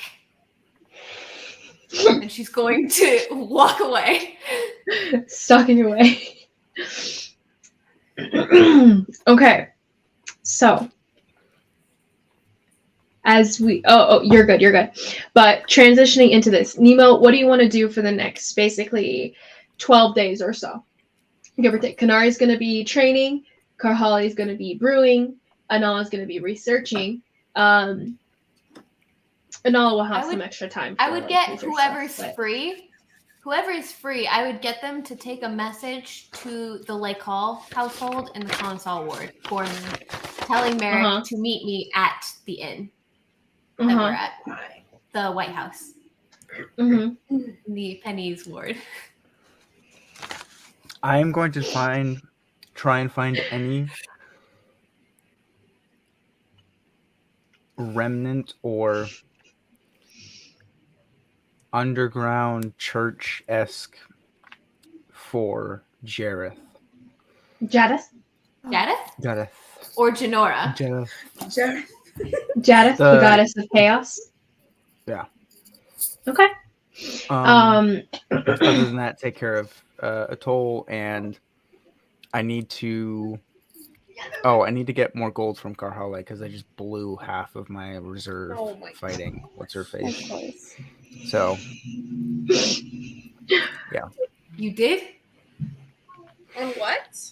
Using that spell costs like 400 gold, so. Oh wait. Oh, Nemo. Oh, okay. So for future reference, you can't for our game when things have a money price, you're gonna have to spend time going to find those objects and buying them, kind of thing. Not just like you can't just exchange the gold for it, basically. In the moment of, you'd have to go track it down. For this game. Okay. For anything that costs money. So like Revivify, you're gonna have to find and buy a diamond that's worth 3,000 gold, kind of thing, instead of just Well, exchanging. I can't do anything like that. 300. Well, no, I'm just saying that since it has a price for like what you're exchanging it for and everything, for the spell and everything, you have to go and find that object. So it already happened. It's past. We'll say you did anytime a material component has a monetary value, you have to buy that item. If the material component does not have a monetary value listed with the spell, you don't have to find it and buy it. But So when it has the monetary value. Like even with the focus too, though, like you're still gonna have to find it just for the monetary value stuff. Just because, like, you can't just burn gold and then it turns into something kind of thing. It just doesn't. Yeah. Anyway, so I just thought of it as in, since you've got the pouch with all your no, I totally understand where you're coming from. So for future reference, if it has monetary value, you have to go out and buy it. But yes, so good to know though, blowing cash. So into this, we'll start off with Karhale. Go ahead and give me a. No, actually. Let's do the rolls last. We'll do the rolls for whether successes happen or not last. I can go a little late tonight if you guys want. I can't. I have to be up really early tomorrow. Never mind. Sorry. So it's all good. We're gonna start with Enola. Let's hit you first because we're gonna do this. So Nemo, you're gonna have a check for searching. So you're gonna have a perception check, a persuasion check, or some sort of charisma check. You can decide for how you're gonna get information, trying to like get people's information out of them. Perception check, looking for it. Investigation check, finding it, basically. Trying to figure out where it is and stuff like that. So give me those 3 checks and we'll see if basically 2 successes. Oh, you're doing me now? We'll do that after, basically. But that's the kind of checks you're gonna have. Kanari, we're gonna have Perception, sorry, probably a persuasion check to see if you can get in, and then basically a couple saves to see if you can level up into those new abilities and train, and then get some proficiency with your katanas. And then Karhale, your checks for the wolf hiss up. So, Anala, starting with you though. So you do a lot of researching, and after the research comes up, you come to the moon of Asian, right? Or was it the moon of Shinyu? Both of them are going to have a full moon this weekend, so it doesn't matter which one you're thinking of. But granted, I guess in my mind, more so the moon of intelligence, the moon of cleverness, more so attaches you to your father, because he's the one who trained you in the art of pickpocketing, the art of sneaking around, staying underground, all the above, and you picked it up real fast. And so now you're going to be using Coel, Twinning Dreams, to connect yourself to your father on this thread that connects you to him, that exists in the realm between realms, almost. The ethereal version of this realm, the ethereal realm. And so you take that drink. Go ahead and roll me a percentile die, please. If you roll below 25, you do not get it. If you roll 25 or higher, it connects. That's the It's your D100. D100 and a D10 on top of it. So it's going to be your two like 2 diamond dice like this. The 80 and then you have just a count to 1 to 0, 0 being 10. I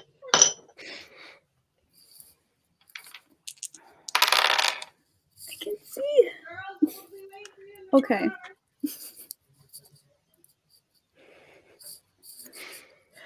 For the D100, I got the 100. For the D10, I got a 1. So is this 101? Or is this a 0? Or a number 1? It landed on the 1 and the 00. Oh, I don't know anymore. Can you wait, Nemo, what is this? What do we do? I think it's 101, right? She said what? Sorry. 00 and a 1 is... No, 00 you don't roll the other one. 00 is just... No. It's... If you get the 00, it's a you get- 100. You don't need to roll the second D10. I don't know anymore. Is it just a 1? Wait, let me look at mine real quick. No, I'm pretty sure... This is so No, great. You it's a rolled the 1. one thing It's that's just- stumping us. It's just just a a 1. Josh says that if you roll 000, it's 100. If you roll 00 and a what? Yeah.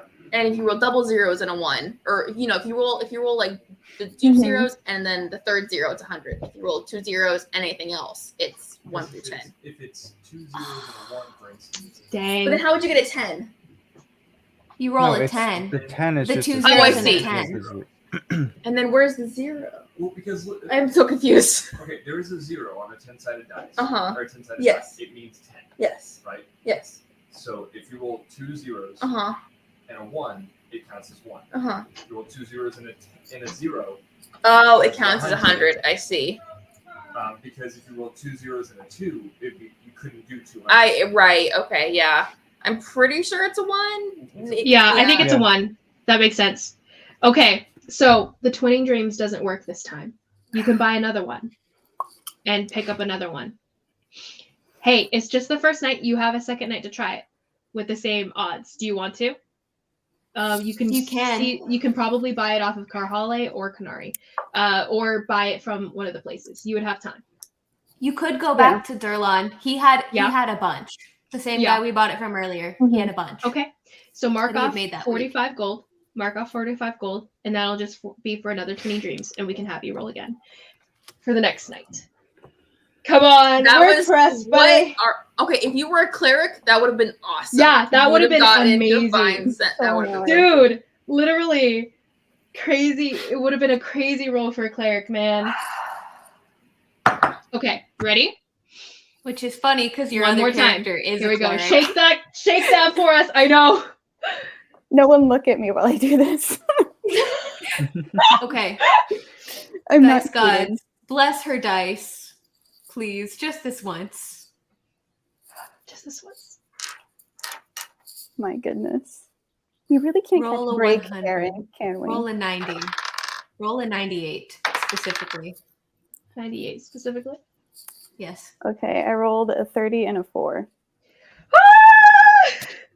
Hallelujah! Praise the glory. Thank goodness. Okay. That would have been depressing. Yes. So on Very. the 10th of Yodul, Anala goes to sleep. And what you open your eyes to, let me pull up specific notes for this. What you open your eyes to this night is, and we'll say that the conversation will last about 20 minutes, give or take, unless you leave earlier. What you see is what looks to be your cottage, but instead of being inside of it like you were with your mother, you're in the backyard. Not quite a yard because it's not like a gated off area, but it's like you guys have kind of forest trees on the back behind your house. And you step into what looks to be just a cordoned off area where it's like just trees all around, and it's almost like you can't see beyond them because this is it. This is his soulscape right here. The backyard where you can see the cottage. You might be able to even go inside as a part of the soulscape, but this is where you are. And you're at the bottom, foot of the large tree. It goes very far up, and you know that at the top of this tree, it's a place that you spent a lot of time growing up, actually, because you and your dad had built a little tree house up in the tree. A cute little thing, and it's actually how he trained you to climb as well as you do, because it's about 40 feet up in this very large tree. So 6-year-old, 8-year-old you climbing up this tree, there's no rope, there's no handholds. He just wanted you to learn how to shinny up a tree, and do it perfectly and be able to do it every single day. And it trained you so well. And you know that he's probably up there. Okay, I'm gonna shout Dad, and then I'm gonna go to the tree and start climbing. Okay. There's no answer initially. As you start shinning up and you put your hand on very familiar places that aren't made handholds, but handholds because you know that they worked, and you've touched them so often that the oils on your hands have kind of smoothed down some of these parts where the bark is starting to like lift up a bit, and it almost looks like there's spots where you should put your hands, and you do. And you make it up there real fast, almost as though you were just normally walking. And as you get to the top, the little door that's there has a magical lock, also part of his like childhood training for you. And he gave you a little lock pick set when you were a kid, and he wanted you to have to pick the lock hanging on to the random handholds on the branches and everything, as you would have to open the door of your little tree house that you guys set up together. It's a little magical lock that relocks itself every time it closes. So you can pull out a pair of lockpicks, imagined lockpicks that you have, in essence. Sure. Yes. So go ahead and roll me a lock picking check. So this will be you have so basically it's a dexterity check plus proficiency, because you are proficient with it. So your proficiency bonus should be 3, and dex, whatever your dex is. So it's +6, I think. 13. 13. You hear a little click and a snap and a twist as it swings a little bit inward, and you see your father sitting at a little bit further in, and he's kind of he sees you. He's like, "Oh, twinning dreams, really? Twinning dreams, really? I'm just You gonna couldn't like contact me in a non-expensive manner? I'm just gonna This- leap on him and give him a big hug. Not Okay, gonna say anything yet. okay. Anala, it's Dad, you're how are you? Are okay. you okay? It's been a Am I while. okay? Are you okay? I have so many questions. You have no idea. I am fine. I'm alive. Are you though? Yes, I am. And he pushes you forward, hands on your shoulders, and he's looking at you imploringly. He's like, "Trust me, I'll be fine. I'll fix everything. You It say won't. that a lot. It'll." And things haven't been so great for a while for us. And he looks kind of crestfallen at that. I know what's You been are going correct. on. I know what's been going on with the king or whatever you or anyone else wants to call her or him. I don't know. Well, I know she or he's been causing trouble for a long time now. And I thought I could fix it and help. But I feel like I'm just making things worse. where are you right now? I thought you were searching for your own future, your own name to be known. Are you not going on a normal I can't speak. Normal archaeological. Thank you. Mission. Thank you, dear. Sometimes it just doesn't want to come out correctly. Yes, and no, it's kind of a long story. If I have time, I have some questions about that too, actually. But I know the king sent you on this mission to go get. I have so many questions, and I know you and Mom try to protect me as much as you can, but I'm not a kid anymore. You have to be honest with me. Anala, you have to understand, it's much of what I haven't told you is things that were in the past that didn't matter anymore. I was free. Well, now they're What do you want? seeping into the What do you want to present, ask? and it's causing trouble for us. I know. I know you say you don't know who the king is, but do you actually have no idea, or are you just saying that to protect us? If I tell you who she is, will you promise me not to go knocking on her door, so to speak? Because if Sure. you cannot promise me that, I can't tell you such. I know you, Anula. I know you'll want to get involved. You're like me in that. I wouldn't stand back and let this happen. So I know you, and if I tell you this name, you will do everything within your power to make sure she can't. But that's it, Anula. This woman has power, more power than you or I ever will. And that power extends into others, multiples, an organization. Organization? What organization? The organization itself doesn't have a name as much as an understood, and they are known in the fact that they are unknown. You do not name them. They are. There has And to they be do a things. code word, something, anything. if you are speaking of any of the king's associates, that's what they are called. The king's associates. There is no name of an organization. They are just hers. And that is what they are known by, their association with her. Do you promise me, Enola? Look at me in the eye and promise me right now.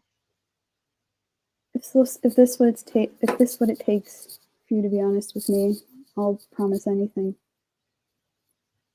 Okay, I'll accept that. But you cannot seek her out because she will kill you, and I would never forgive myself if anything were to happen to you. Her name is... Let me pull up my notes for you, love.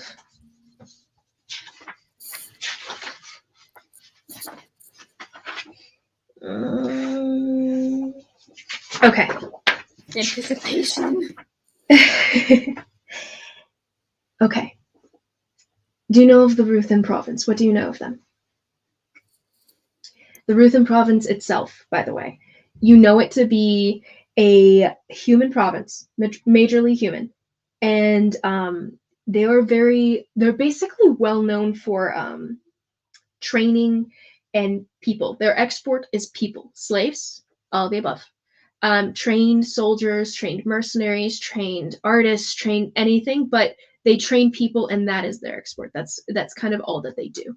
Ruthin is the family that owns the province, or well, not owns, but like the high prince is named Ruthin, and his family is of the house of Ruthin. And the king herself, she is one of his daughters. Her name is Zenda. Zenda, known as the king. And even though she's so far down the line of princes and princesses within their household, she's made her own power by creating an organization that trades and controls the criminal underworld of the sort. She's very powerful, and she owns many people, including me. Owns you? Like, when I was freed by Narcissus, he didn't understand that I didn't understand. I wanted him to free me, of course, but it was too sudden. All of his slaves knew their purpose, knew what they did. They had their job. They were servants within his household, slave or not. And then he freed them all. And as though almost wanting nothing to do with us, nothing to do with the idea of slaves, sent us on our way to be free. It was too ideal of the both of us to think that that was a good idea. We should have listened to Raiden, made it more of a slow adjusting or something, a preparation, I don't know. But I had nowhere to go. I didn't know what to do. Narcissus was exiled. He went off on his own and didn't want me to be pulled down with him, so I couldn't go with him. And I fell into the only arms willing to hire an ex-slave.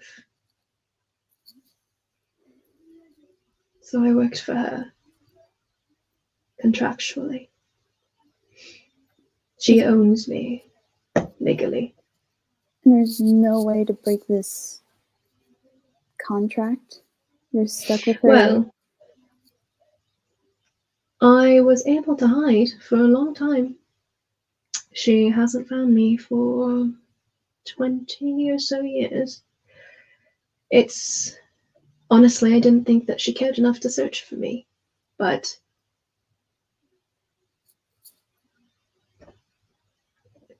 this is where I regret many of my choices. But I took something with me. So part of it was that she, at the time that I dislodged, of course, yes. At the time that I dislodged from a contractual agreement, I was on a job. I was supposed to steal a book from, well, your mother's family, actually. They had something that the king wanted. That's how I met her, actually. I was, don't tell her this. She thinks that she found me, but had been following her for some time and determined the best way to approach her at a certain point so I could get closer to her and her household, her being the youngest and probably the most naive, which she was. And that's part of why I fell in love with her. But I was to steal the book from the Chigaran household. Then I fell in love with your mother, and that changed everything. If I was to be with her, I couldn't work for the king, now could I? So I left and decided that the book, though I had stolen it at that point, should not make its way back to the king, whether or not it might haunt me later. So I gave it to Narcissus for safekeeping. What made the book so important? Well, it was an old journal from a legendary figure of old. Apparently it had magical spells and rituals in it that people don't have access to anymore. Whose journal was it? It was called Xian Wei, and the journal itself is one of multiple volumes. But anyone who holds such an old relic as that would be, well, let's just say those kinds of relics are well sought after, well envied by all that might have money to want to something as powerful as that, something as full of potential for evil as that. Well, it's smart of you not to give it to her. Thank you. One step ahead. To be honest, I hadn't truly cared what I did for her for the longest time until your mother's special affections and morality became catching. So I couldn't very well be a man worth marrying her if I'd let that go back to the king now, could I? No, I guess not. Does Narcissus still have this book? I would assume so, but that's part of, well, if I am to get the king to leave me alone, as of now, I'm expected to return the book to her with interest. So, that's presently what the only way to get her off our back? Is there another way? Think in the protection of my own mind, I think what I can do is give her something that that resembles the book but isn't the book. She's never laid her own eyes on it. She probably has experts that are there to ensure that it's the right journal or whatever. But Narcissus has had the book for some time, so I'm thinking he could probably help me create some sort of replica, you see. So I'm presently looking for Narcissus, but it is not quite working out to my benefit at the moment. The last place I know him to be is in the Drugma Wood, and well, that's where I am presently. So he is not here. Neither is Elam, the child. Wait, but DM, question. Yes. I can't remember. Do I know where he is?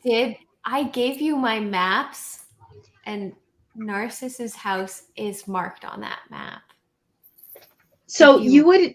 If you look at the map, Carhale wrote with the little X, Narcissus' house. Because so you would it's recognize the Carhale. idea So of if you look at the maps, Narcissus' little cabin there. which I assume you have looked at the maps before. Actually, it's a little tiny drawing of a house. Yeah, Not Anala a would have house. seen this. Yeah, You've probably looked at the maps before. Where on the map? In the Duragma Duragma Woods. Rodma Woods. Mm-hmm. Funny enough, I guess they're kind of friends, kind of not. I don't really know. It's complicated, but one of them actually knows of Narcissus, and she has this map, and she has his house marked on that map, and it's there. So maybe going there is your best bet. Well, yes, that is where I am in Nala. If your friends have been here, then that means I'm in the right place. So he was here recently, but I don't know where he is now. There doesn't seem to be any evidence of an assault or anything. It seems like he just packed up and left.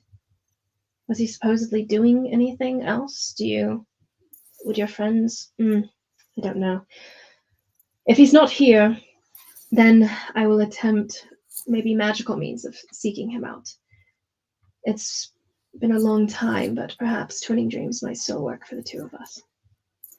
And We'll if see.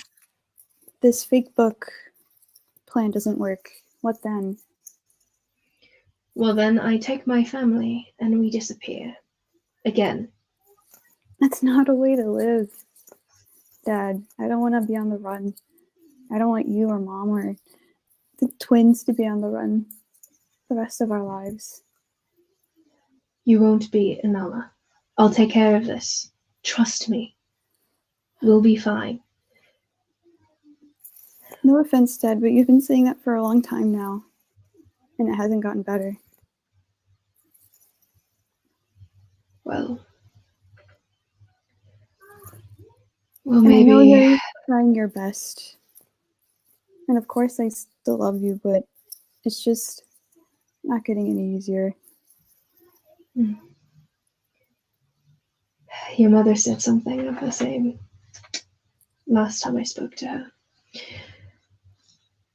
And I admit that that things have not gone as well as they could have. By the way, Nala, you notice that he's starting to dissipate into smoke, and the soulscape around you is also starting to dissipate. And as it does, he goes, "But Nala, you might be right. Perhaps I can't protect my family alone. Let me help you." Perhaps you can. But I'll get back to you soon. Perhaps you can. Just don't trust anything that the king says. Any deal she makes is made for her own sake, never for anyone else's." And with that, he will disappear. No. But you can call him again soon. But yes, okay. So, Anala, when you lose sight of him and he disappears, you're left with just one more moment of being in your little treehouse, in your little spot, and in your little space that you'd made your own, and your dad had helped you make your own. And you see the little drawings, little paintings on the wooden walls, the wooden slats of the walls. You see the little books, some of the grammars you read as a child, as well as some history books stacked in the little corners, dusty probably from just the time you've been away, as well as multiple different fake weapons, like wooden daggers and whatnot that you had been training with growing up. And And then everything's gone, and sleep is darkness. Depression. So, hitting next on this list, Kanari, you do the same thing on Asian Smooth, and you use Coel Dreams to connect yourself to something else, I am to so someone stoked else for this. specifically. Oh, you're muted, by the way. I'm looking. So for- percentile die as well. Yeah, I don't. 25 Oh. and 24 or below. 25 and above, you succeed. 72. Whew, okay. Oh, I did not expect you to roll a 1. That is just I so know, funny, though. I know. Anyway, so you take the drink, you go to sleep, and instead of seeing Ty's memories like you do every night, instead you hear her whispering her good nights to you, and yet everything goes black and her voice cuts off, and you realize you're no longer here sharing the same body with Ty anymore. Instead, your soul is moving beyond that, elsewhere. And your soul moves southward along this thread that is connecting you, this thick thread connecting you to someone you grew up with. And in looking into this soulscape, you don't see because you can't, but instead you do feel the surroundings of his soulscape. You feel it, and it strikes you that you're in. It strikes you that for soulscapes, it must be somewhere that you feel safe because it's your own mind. Why would you want to be anywhere else other than somewhere you feel safe, maybe happy? And it strikes you that Jenyan never really had any specific spaces that could be called safe. So instead, it's just a space that he found happiness for the first time. And it's his smaller prison cell in a deep pit. It's dank, vaguely cooler down there because it's so deep within the earth and the heat doesn't go down.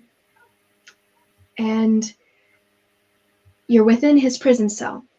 You can feel the heat emanating from sunlight coming down from the bars that look out into the upper grounds.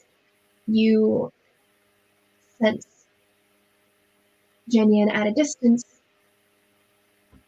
and he's breathing. He's there. He's alive. And you hear a low rumbling sound of his gravelly words that are in common, but it's rough for common because you know he didn't speak common when you first met him. You taught him how to speak. And he goes, "Shouting, you're here."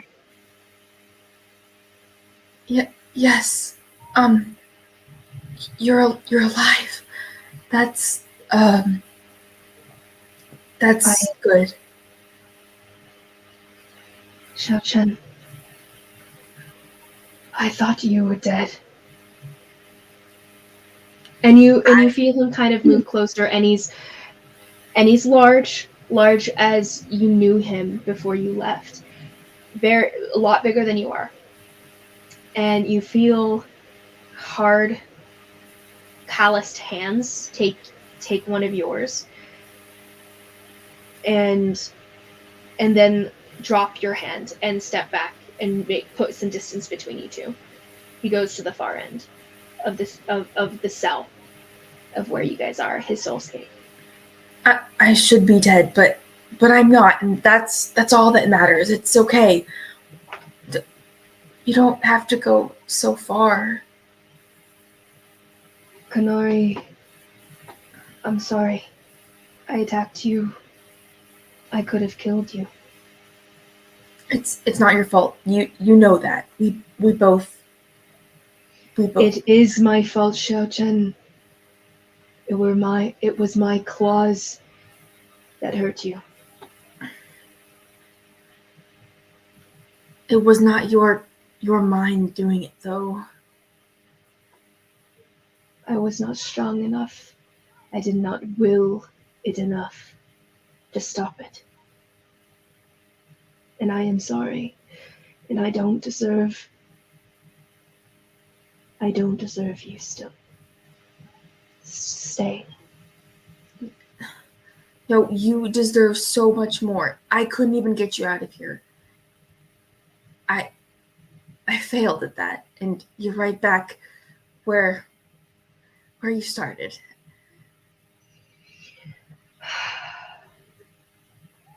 Gonari. Xiao Chen. And he says your name, Xiao Chen. And there's a bit of a crack when he says it. And then his voice firms. Kanari, you are free. I free you of me. It doesn't work that way. I'm not just going to leave you here. I'm coming back for you. You said once, long ago, that you chose to be my friend. Chose to. And so I choose not to be yours. Now. You are free of me. Do not come back. Do not look for me.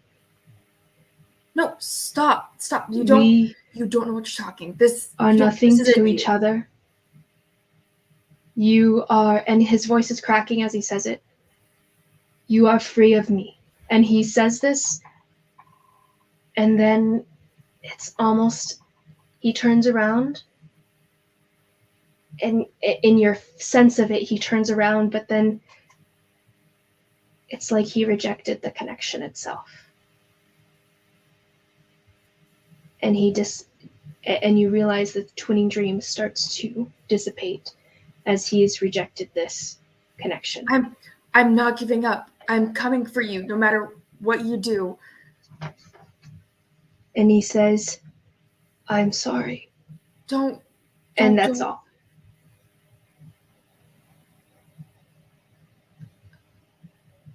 And that's, yeah.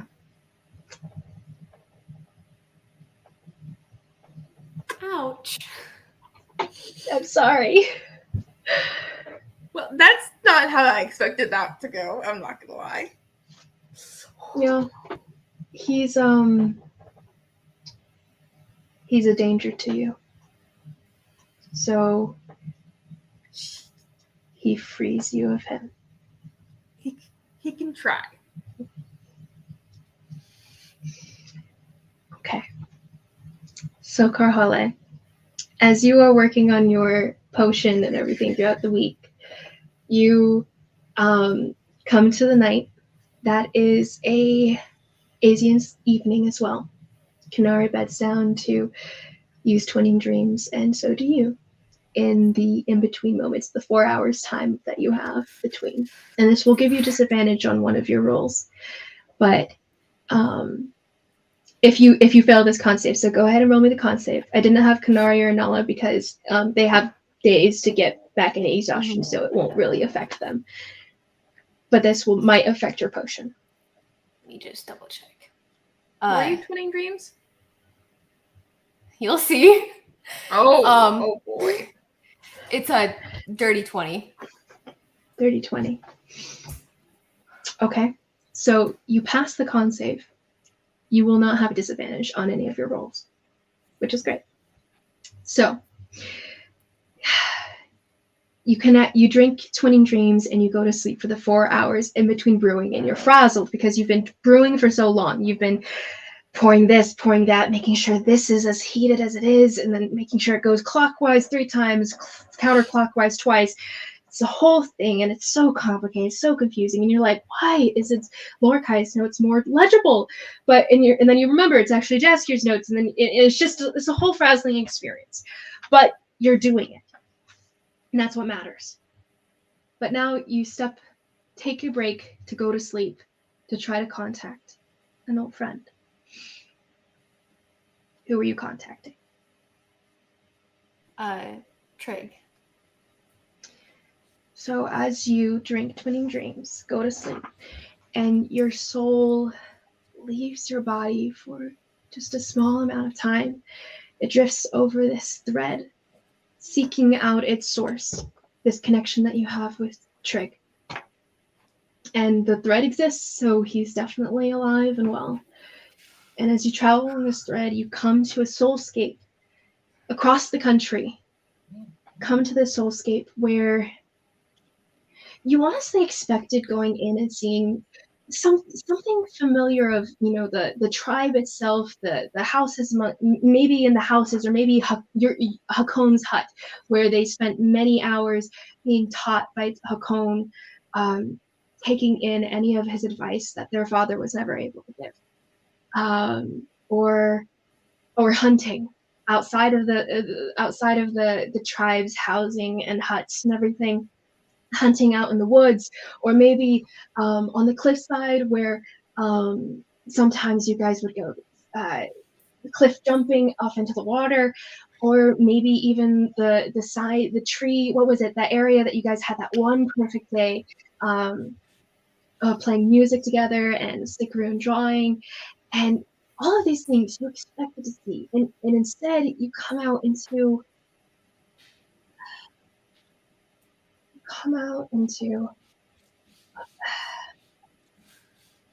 almost like a darkened, it feels like twilight. It's dark. It's dark because the sky is thunderous and gray. At a distance on the horizon, you see what looks to be a mountain range you don't recognize. It's not the mountains of Talai. It's a different one.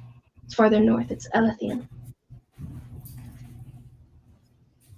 It's this mountain range that you couldn't put your finger on, but it looks like, just at first glance, it looks like a man laying on the ground, crumpled on the ground, and the mountain's edges making up the shapes of his shoulders and his head to his knees. It's dark, like I said, thunderous, cracking, thunder and lightning above you. You're at the bottom of a valley.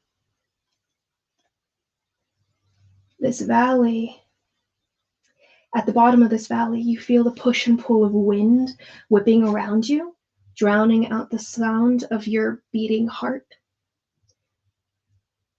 Lightning cracks again, and it almost makes you flinch, and the slice of energy in the clouds casts light across the valley that you're in.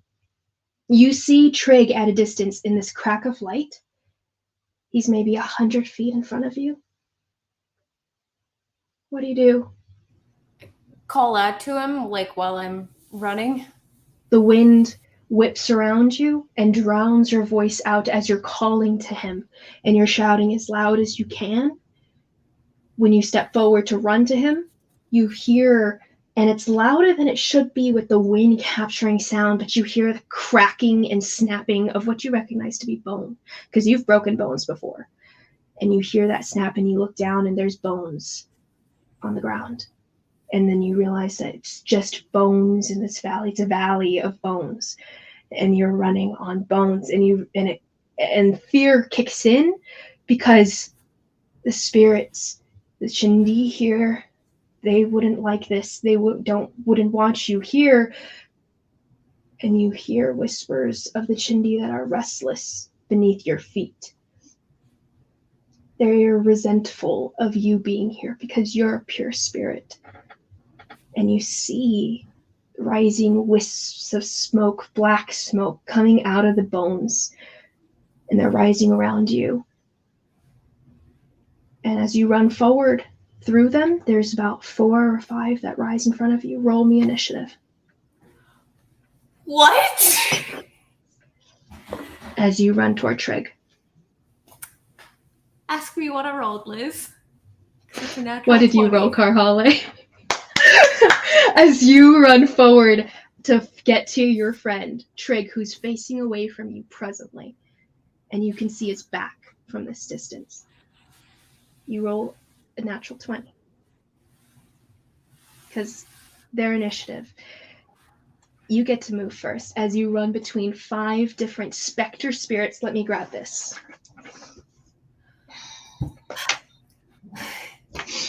Okay. Not what I was anticipating. As you I just wanted to talk to him. As you fight through Chindi to get to Trig.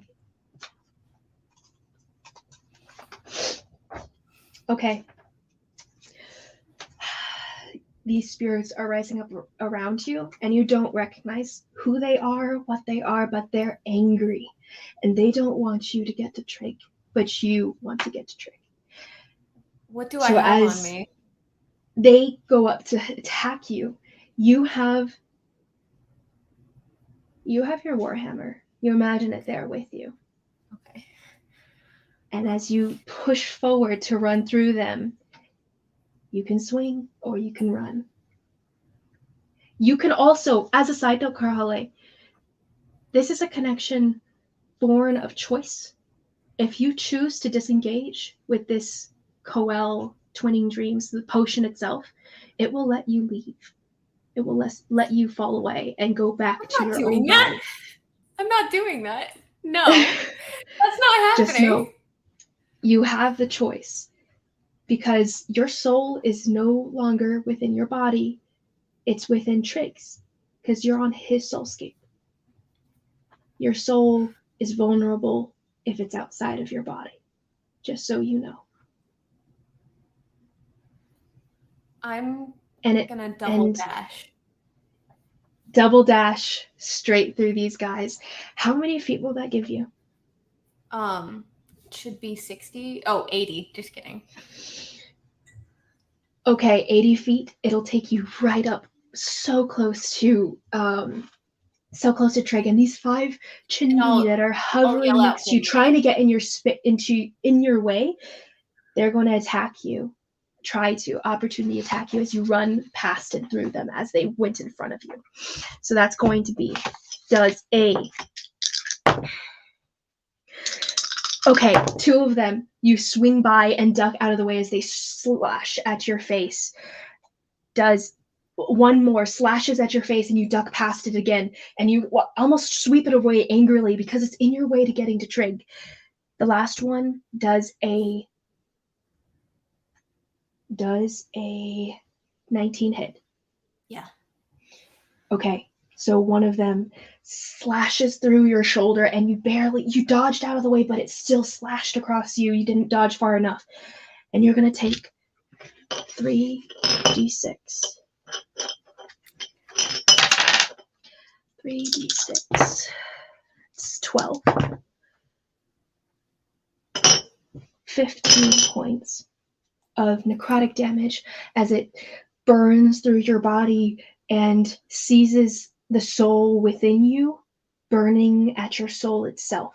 And you see yourself almost flickering between the bare silhouette that you are and the version that you see yourself as. You feel the warmth of Wapiti to your left, and you see him there as you're running.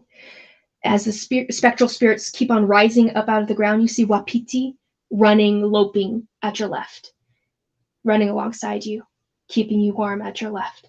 You see and feel the warmth of a greenish-hewn Irsa at your right, running alongside you, a loping bear, just roaring at the spirits that are trying to come closer, but only a few are able to be right in front of you because Wapiti and Irsa are keeping back a majority of them as you're running forward. As you keep running, you have 20 more feet to get through. And there's 5 more spirits that rise up in front of you. Between you and Trig, what do you do? I'm double dashing again. Double dashing.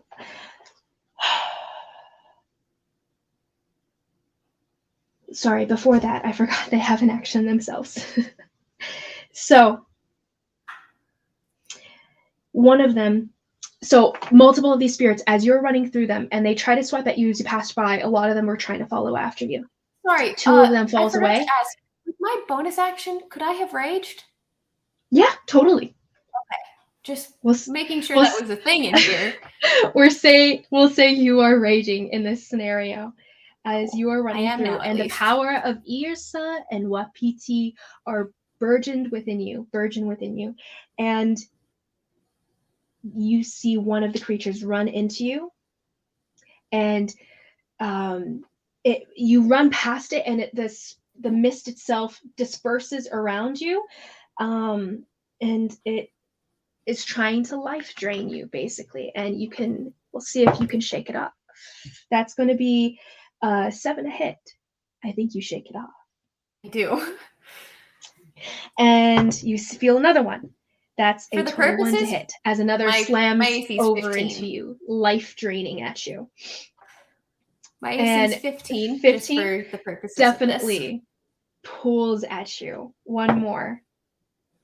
1 succeeds, 2 succeeds as they're slamming into you one by one by one by one.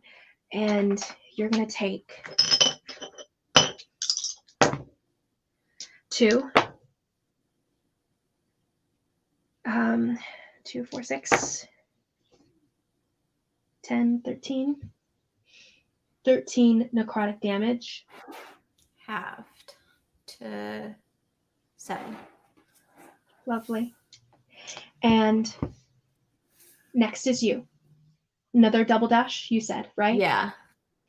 Okay, you double dash and you make it to, you don't even have to double dash. You dash once and you get up to where Trick is. You get up to his back, you pull around in front of him. What do you say? What is going on here? You pull him forward, pull his shoulder as you're saying this, and when he looks at you, his face is covered in shadows. Just shadow, like smoke, black smoke, instead of his face. And you see his body and you recognize him as Trig instead. What you're seeing is just shadows. Roll me a persuasion check. And you feel Wapiti glowing next to you. So take it with advantage. Oh, okay. Wapiti holding back 19. some of the spirits. Irsa holding back another side of them. 19. Trig, the shadows disperse for a second, and then you see your friend's face, Trig himself, and he's looking at you, and there's confusion there, as well as no concern whatsoever. He is presently at the bottom of a valley of bones in a thunderous soulscape, right? You would think he would be a bit concerned, but instead his initial thing he says to you is, Karhale, you're here right now? What's going on? You tell me what's going on. What is this? Are you okay? I am completely fine. Sigrun and I are tomorrow going out to. What are you talking about? What's got you all in? Why are you so freaking out right now? This. This what? Your soulscape. What is this? It's. And he looks around and it's almost like he's registering it for the first time. And where are we, Karhale? What's going on? What's happening? This is Twinning Dreams. I'm sorry you haven't heard from me sooner. Are you doing okay? Are you? This No, isn't you. This I'm is not. me, isn't it? If you're contacting This is me, you. This is me. So I don't understand. what is this? This isn't Talai. I was here just recently. This is. I don't know what it's called. It's just where Vidar took us. A small group of Why us. did he? Raids. Are you raids? For kill. Did Hakon never tell you? Tell me what? Part of the deal. I don't know why I think he'd tell you. He never told me either. But part of the deal for the peace between Kel and us was for us to conduct raids for them. So Vidar's keeping his end of the deal as the new chief. And he spits the word chief when he says this. That can't be. That has to be some new deal. I've been gone for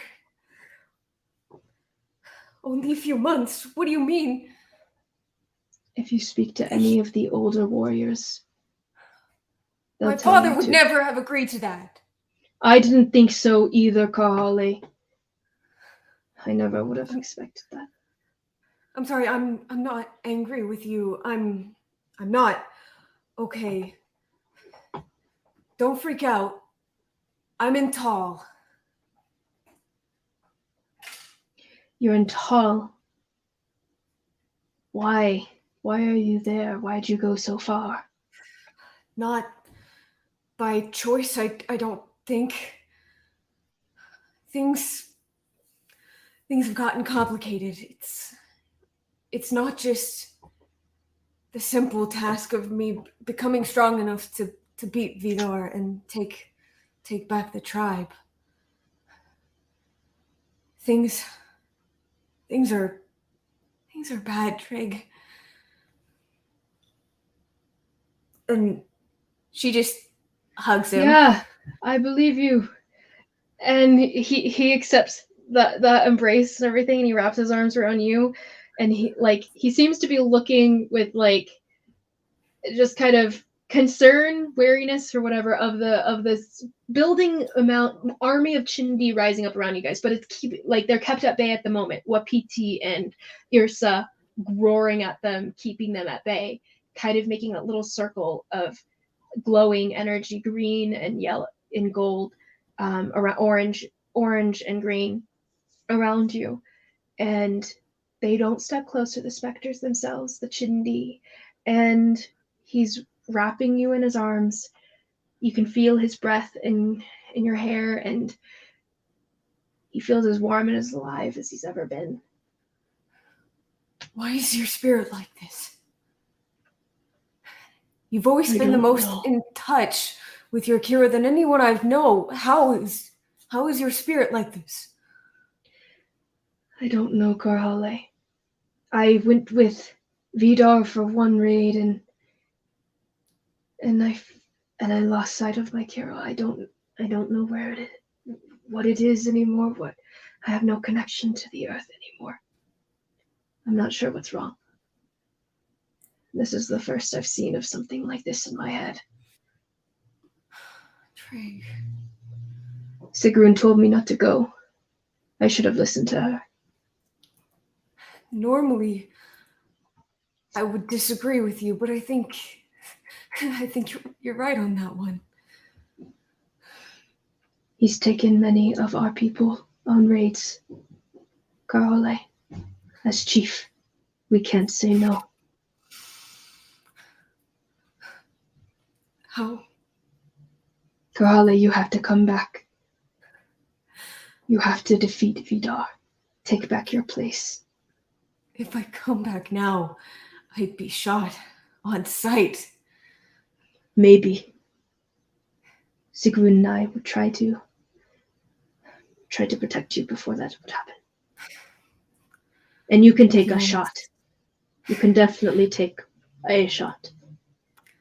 Trig, you've always looked at me like I'm this divine. I took a step back. I'm this divine, magical being destined for greatness. Well, aren't you, Karhale? And he's looking at Wapiti and Irsa holding back screaming Chindi and the thunderous lightning above you guys. You put me up on this pedestal, but Trig, I'm just me.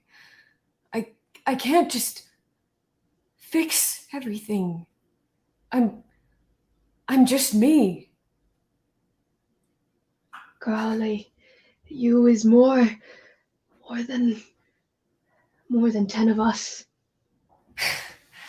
One you could defeat an army. Trig, I don't bear false humility. I've proved myself to both Irsa and Wapiti. I've never heard of someone proving themselves to more than one totem spirit. I would This still isn't- lose. This must be a dream, but it feels too real to be one. I did. I proved myself to both of them. But even then, I would still lose. You saw what he did to my father. I did. Carly, wherever you are, I hope you're strengthening yourself. Well, I'm at least doing that. Look, even if I were to win and take back our tribe by some miracle, it would be in vain. My eyes have been opened here, seeing tall from the inside. They're like Kel. They're not satisfied with their borders being expanded to Flor and to Viol. They've gone after my mother's tribe. They're at war with the Ati. They seek destruction, then.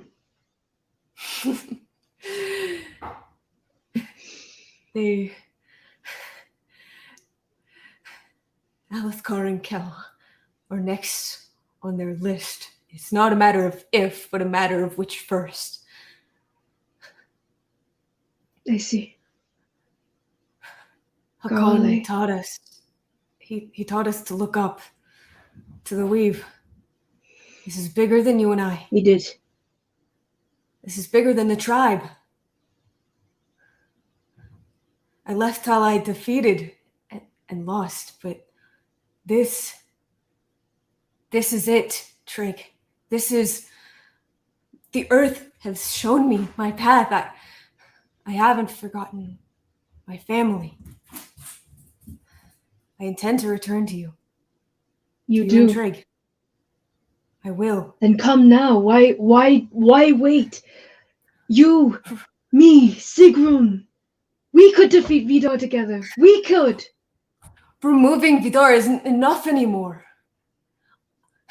I've grown ambitious. My friend, I'm going to remove Kel's claim to Talai. Our people will be our own again. I need you and Sigrun to make sure there's a tribe for me to return to. I know it's a lot to we'll ask. do our best. You know we will. Sigrun, she does better than me. People listen to you. Sigrun was saying that something is changing our people, one by one. I didn't believe Sigrun initially. Sounded crazy. But something... You said that Vidar acted odd when he fought Hakon. He did. I've been having visions of this monster of shadows, and when I first saw your face, the shadows, it was like that. And I keep having visions of the fight with my father and with Vidar, and then he's this monster of shadows. Something's wrong, Trig. Something's very wrong. The people listen to you, Trig. Don't raise your voice and prove your argument. They listen to you. Like they listened to my father. That's something I didn't get from him. You did. The way you speak, the way you carry yourself, the way your shoulders shake when you laugh, it's like him. I see him in you. That is the greatest compliment. I think you've paid me, Karale. I don't know what to say to the people. I don't know what's going on, though. Sigrun, she thinks she might know, but Women are think better she- with spirits. I would trust her instinct on that. I should have learned that a long time ago from your mother. We'll do our best, Carly. She's in Fort Carey right now, still in Cal. We'll seek her out. See if she knows what's going on with me. If With our something tribe. were to happen to me, can you make sure she's taken care of? Don't say such things, Carly. There's Your mother, for one, she could take care of herself and she wouldn't appreciate me trying to protect her or anything. So, first off that. But secondary, you're coming back. You're obviously coming back because you're going to come back. You're going to defeat Vidar. You're going to take back your place as the Iron Vala. And you're going to make our tribe whole again. This saving the tribe will mean nothing if it's taken over by Talons in a few years' time. I don't think that's what we should be concerned of, Carhale, right now. I think this is something we need to be concerned about. Yes, it is. I'm just saying that before that, Vidar is changing. I think he's changing us like he was changed. And if this is what you're saying is where I am for twinning dreams, from what Honora said, something's in my spirit. It's infected my soul. So, whatever it is you must do it quick. Trust me, their ministry is far, far worse than anything the Kellans have thrown at us. I've got a chance. I've got a chance to root this out. I hope you can see the big picture and honor this path I'm taking. I might not make it home. He goes, I've never thought of you as someone to give up, Carhale. Never seen you as one to do that. And he's gone. And you lose sight of the soulscape around you that is dark, crackling lightning, and the specters themselves, the Shindi, were haunting his soul itself.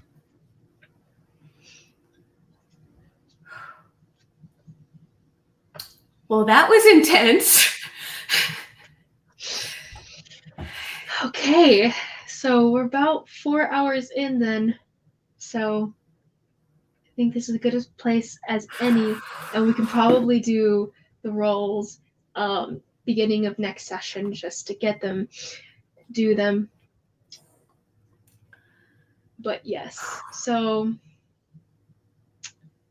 sorry this wasn't as satisfying as it might have been, but No, that was awesome. okay, It was horrible, but it was awesome. I'm gonna take us out of live, and that'll be our Fine. session for today.